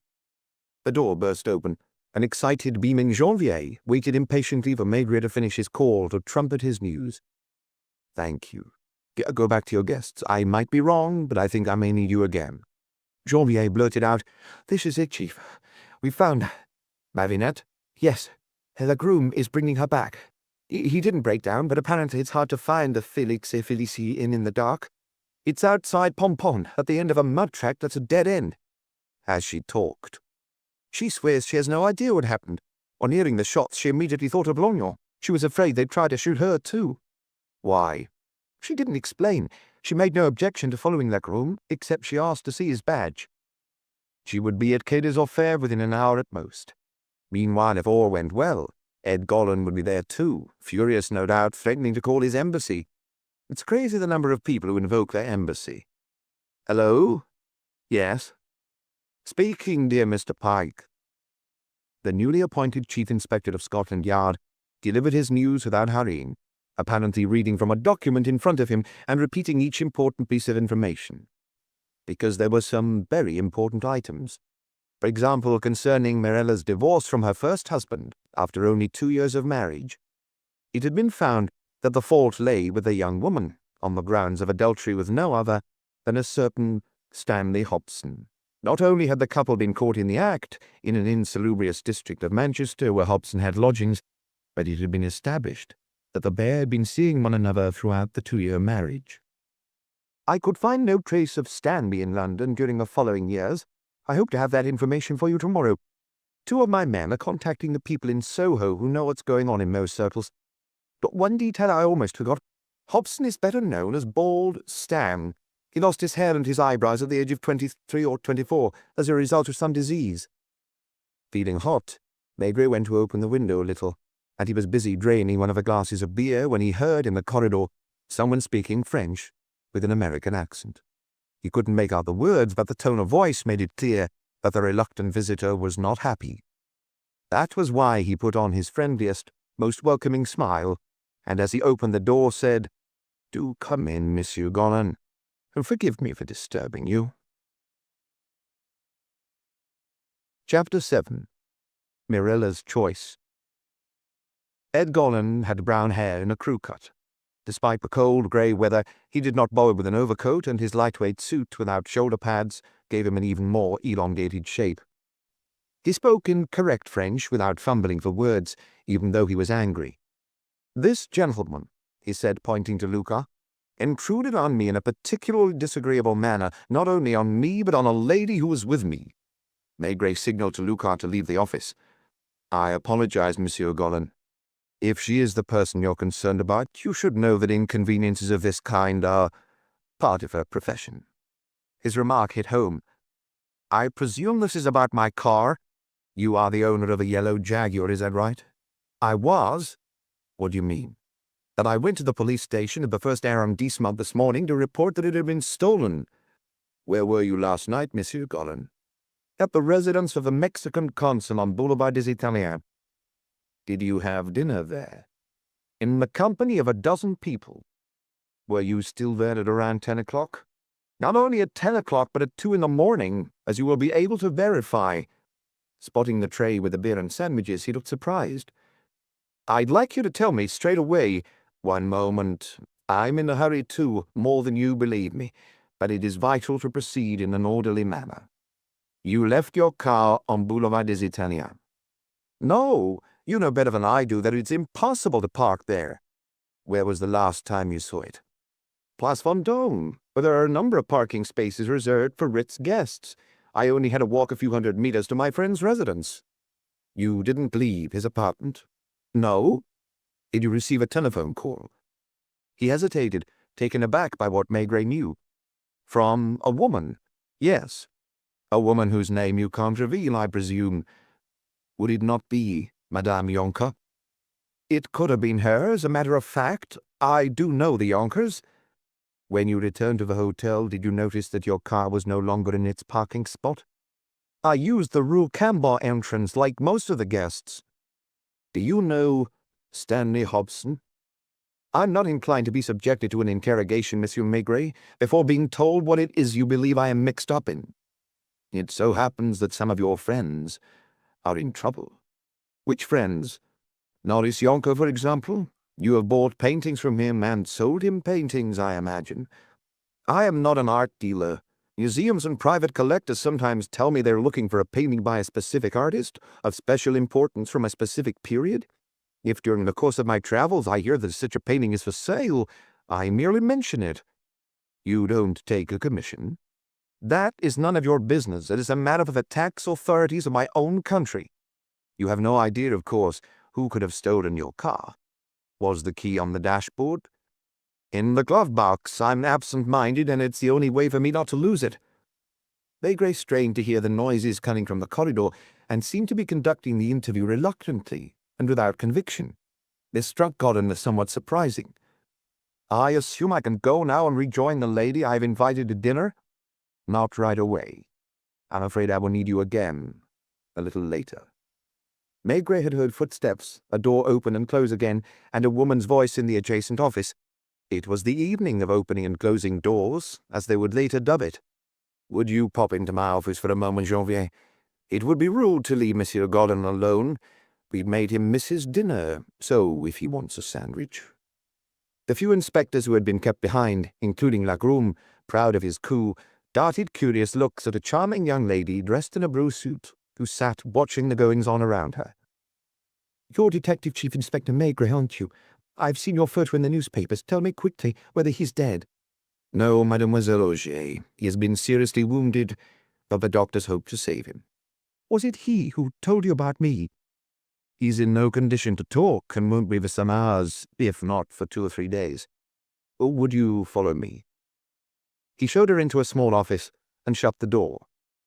You'll understand, I think, if I tell you that we have little time. That's why I'm not asking you to go into details about what you know. I'll ask you all that later. For the moment, I have some questions for you. Was it you who informed Inspector Longyon that there were strange activities in the house opposite? No, I hadn't noticed anything other than at night there was often a light on in the studio. Where did he meet you? In the street as I was coming home. He told me that he knew which apartment I lived in, and that he needed to spend 2 or 3 evenings at the window in order to watch someone. He showed me his police badge and his ID. I wasn't too happy about it. I almost called the police station. What convinced you? He looked unhappy. He told me that he had never had any luck, but that if I helped him, all that would change, because he was on to a very big case. Did he say what it was? Not the first evening. Did you stay with him the first evening? For a while, yes, in the dark. The curtains of the studio over the road didn't quite meet, and from time to time you could see a man walk past holding a palette and brushes. Dressed in white with a towel around his head? Yes. I joked that he looked like a ghost. Did you see him painting? Once. That evening he had his easel in a part of the studio that we could see, and he was painting furiously. What do you mean by painting furiously? I don't know. I thought he seemed possessed. Did you see other people in the studio? A woman. She took her clothes off, or rather, he almost tore them off her. Tall, with dark hair. It wasn't Madame Yonker, whom I know by sight. Did you see Monsieur Yonker as well? Not in the studio. In the studio I once saw a bald man of a certain age.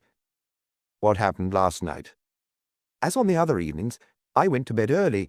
I have a tiring job, and the salon sometimes stays open very late, especially when there's a big ball or a gala. Was Lognon in the living room? Yes. We ended up becoming friends, the two of us. He never made a pass at me, and he was very kind to me, like a father. He'd bring me chocolates or a bunch of violets to thank me. Were you asleep at 10 o'clock? I was in bed, but I wasn't asleep yet. I was reading the newspaper. He knocked on my door. He was all worked up and told me that there was a development, that the painter had just been taken away, that it had all happened too quickly for him to have time to go downstairs.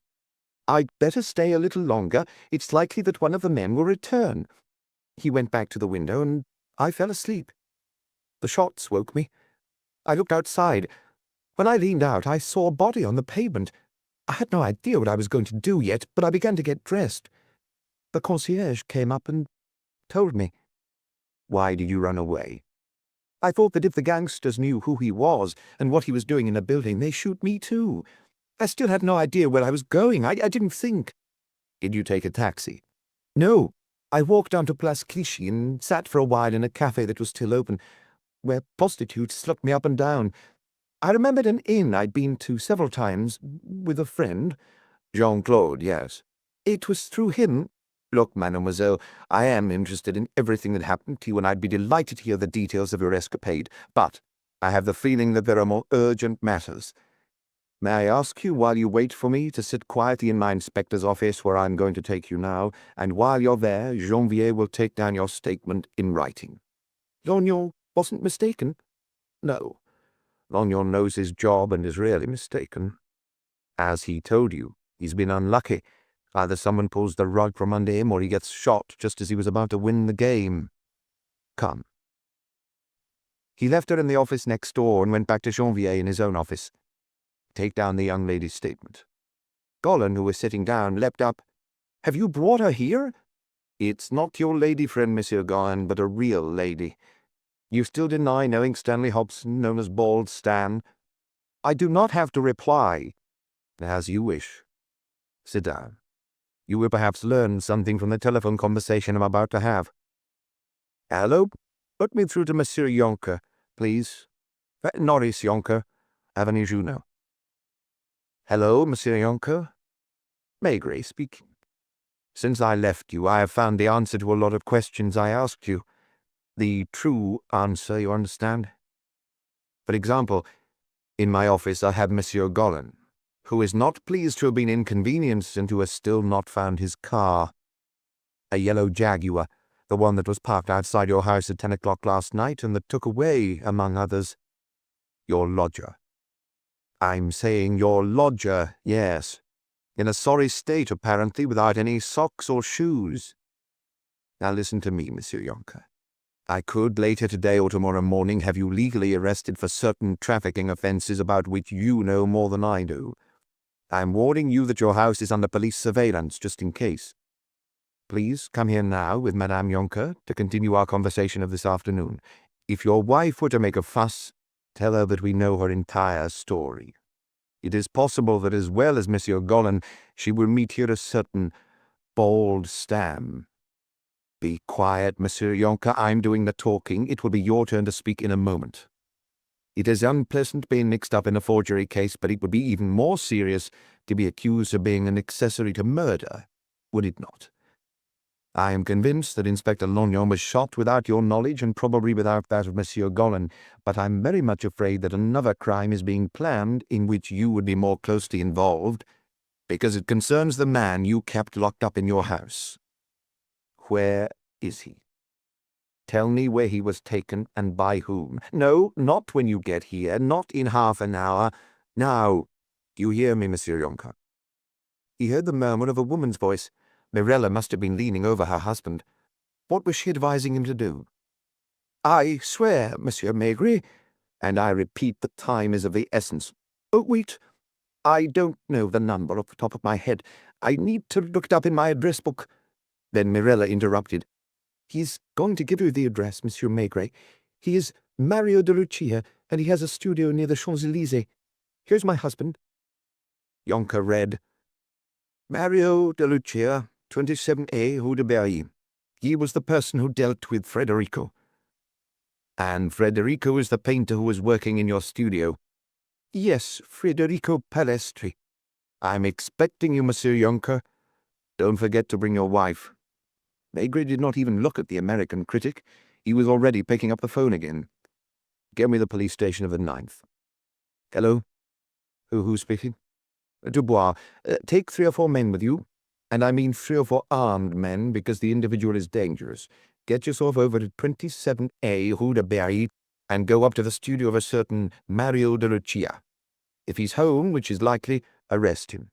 Yes, despite the late hour. You will find a man who's being held captive there.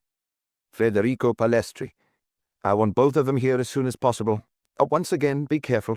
Mario de Lucia is armed with a Mauser 7.63. Find the weapon if he doesn't have it on him." He turned to Ed Gollin. "You see, monsieur, that you were wrong to protest. It took me a long time to understand because I am hardly familiar with the trafficking of artworks, genuine or fake. Furthermore, your friend Jonker is a gentleman who does not easily lose his cool." Once more he grabbed the phone, which had just rung. "Yes. Hello, Ruka, where are you?" "Quai de la Tournelle."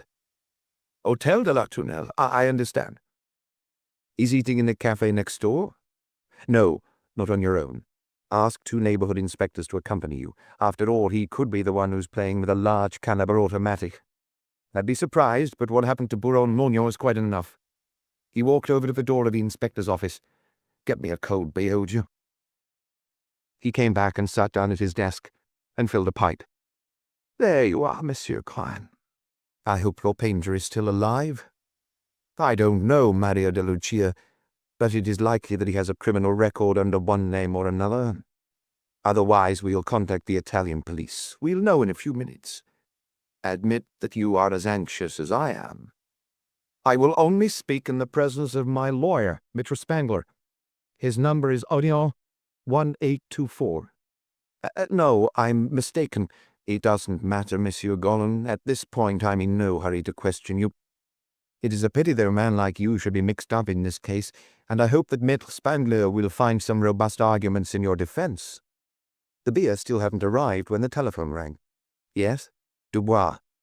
He listened for a while without saying anything. "Good. Thank you. It's not your fault. Make your report directly to the public prosecutor. I'll drop by there later." Maigret stood up, refusing to respond to the American's questioning look. Gollin was pale. "Has something happened? I swear that if—" "Sit down and shut up." He went next door and signaled to Janvier, who was typing out Marinette Augier's statement, to follow them into the corridor. "Something wrong, Chief?" "I don't know exactly what happened yet. The painter has been found hanged from the chain of the toilet in the bathroom where he was being held prisoner. Mario de Lucia has disappeared. You'll probably find his record upstairs. Put out a general alert to the stations, airports, and borders." "Oh, what about Marinette?" "She can wait." A couple was coming up the stairs, followed at a distance by a police officer from the 18th arrondissement. "Please go into that room and wait for me, Madame Jonker." The 2 women, who knew one another by sight, had never found themselves in such close proximity, and they eyed each other with curiosity. "And you, Monsieur Jonker, follow me." He took him into the small office where he had interviewed Marinette Augier. "Have a seat." "Have you found him?" "Yes." Alive?" The Dutchman no longer had his rosy complexion or his assurance. In the space of a few hours he had become an old man. "Did de Lucia kill him?" "He was found hanged in the bathroom." "I've always said it would end badly." "For whom?" "For Maretta. For the others. Especially my wife." "What do you know about her?" It was hard to admit it, but he managed to, bowing his head. "Everything, I think. Niece and Stanley Hobson." "Yes."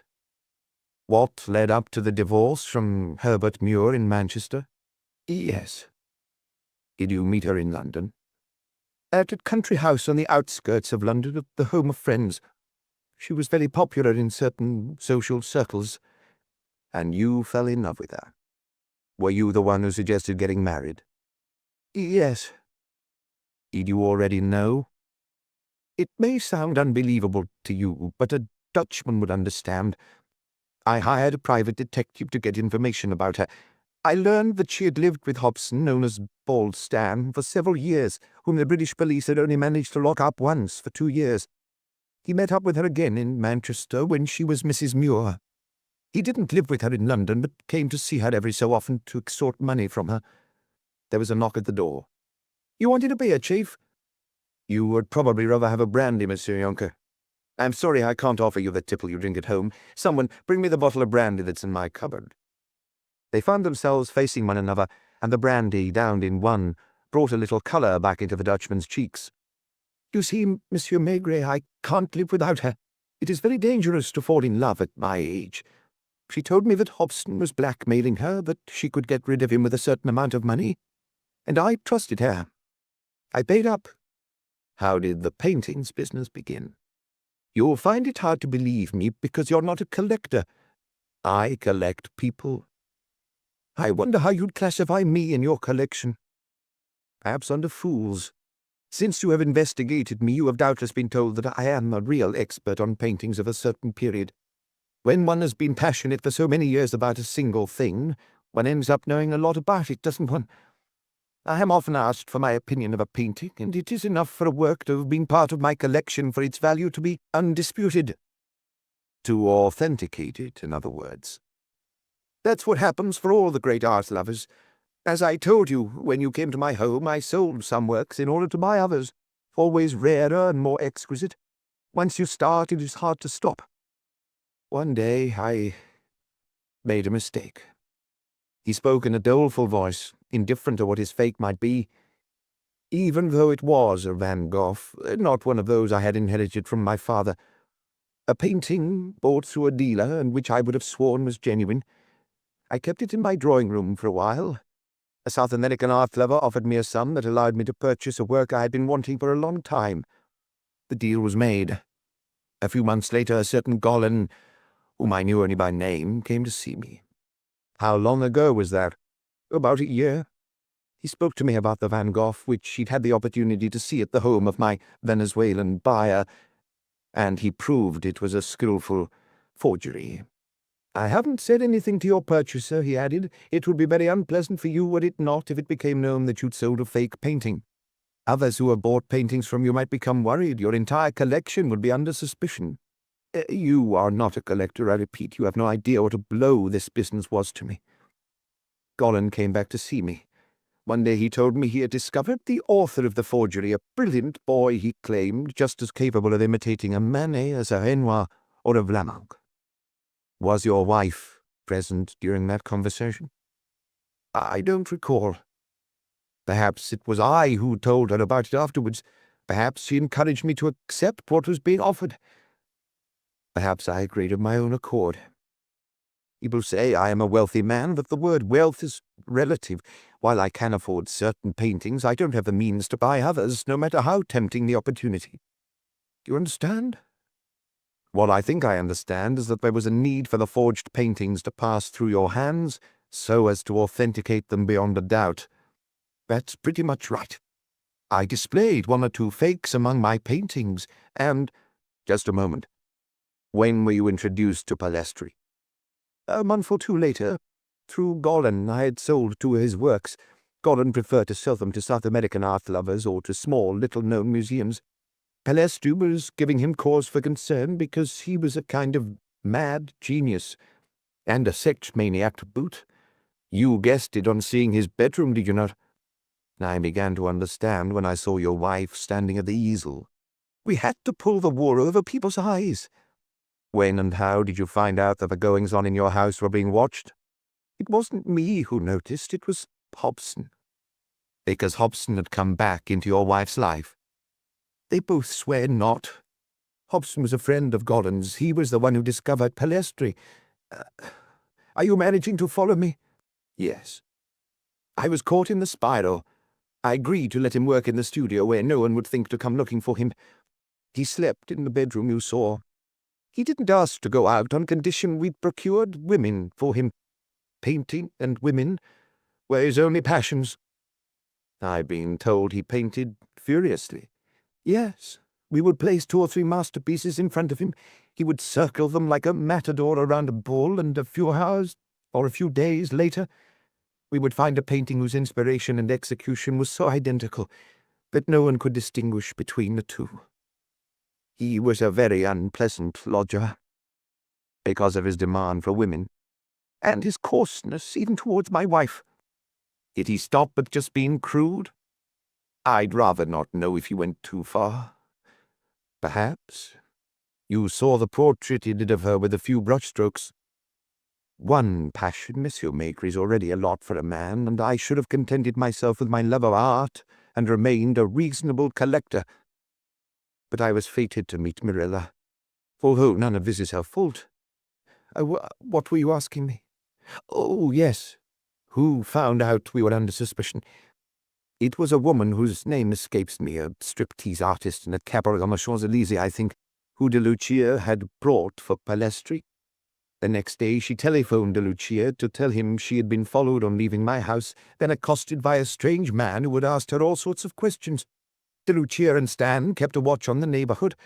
They noticed that at night a short, thin character prowled around Avenue Junot. Later they saw him go into the building opposite with a young woman. He sat there in the dark by the window, believing he couldn't be seen, but since he couldn't stop himself from smoking the occasional cigarette, the glow gave him away. It didn't occur to anyone that he was from the police. Stan Hobson said that if it was the police, the lookouts would work shifts, but it was always the same one, and he concluded that the man belonged to another gang or that he was trying to find out enough to blackmail us. It became vital for Palestri to disappear from the house. De Lucia and Hobson dealt with it last night using Golan's car. Golan knew about it, I presume? Palestri refused to leave, convinced that having been used for nearly a year, he was going to be killed. He had to be knocked unconscious. He had already thrown his shoes into the garden. Were you present? No. Your wife? No. We were waiting for him to be gone so we could clean up the studio and the bedroom. Stan had already taken away the frames and the painting he was doing the day before. What I can tell you, if I'm still permitted to ask you to believe me, is that I was unaware of their intention to shoot the inspector. I only realized when I heard the gunfire. There was a long silence. Maigret was weary, and he gazed with helpless sympathy at the aged man in front of him, who was reaching tentatively for the brandy bottle. "May I?" Once the glass was empty, Yonker tried to smile. "In any case, it's all over for me, isn't it? I wonder what I'll miss most." His paintings, which had cost him so dear? His wife, about whom he had never had any illusions but needed so badly? "You'll see, Monsieur Maigret, people won't believe that such an intelligent man can be so naive," he added after a moment's thought. "Except, perhaps, collectors." In another office, Luca had begun interrogating bored Stan. For another 2 hours there were comings and goings from room to room, questions, replies, the clacking of typewriters. It was nearly 1 o'clock, like the night before, when the lights went out. "I'll give you a lift home, mademoiselle. Tonight you can sleep in your bed without fear." They were in the rear of the taxi. "Are you angry with me, Monsieur Maigret?" "About what?" "If I hadn't panicked and run away, wouldn't your job have been a lot easier?" "We would have gained a few hours, but the result is the same." He did not seem so happy with that result, and even Mirella, when she was taken to the central police cells, had been the recipient of a look that was not devoid of sympathy. Lognon left Bichat a month later, thinner than ever, but with shining eyes, because at the police station of the 18th arrondissement he was a sort of hero. What was more, it was his photo, not Maigret's, that was in the newspapers. The same day, he and his wife left for a village in the Ardennes, where the doctors had ordered him to convalesce for 2 months. 2 months which, as Madame Maigret had foreseen, he spent taking care of Madame Lognon. Mario de Lucia had been arrested at the Belgian border. Hobson and he had been sentenced to 10 years' hard labor. Golan denied all knowledge of the shooting in Avenue Junot and got off with a 2-year prison sentence for fraud. Yonker only received 1 year, also for fraud, and because the months already spent in detention counted double, he walked away from the court a free man, on the arm of his wife, because Mirella had been acquitted for lack of proof. Maigret, standing at the back of the courtroom, slipped away quickly to avoid meeting them, especially since he had promised to telephone Madame Maigret to tell her the verdict. The case was already history, because now it was June, and all people could talk about were the holidays. This has been an Audible Studios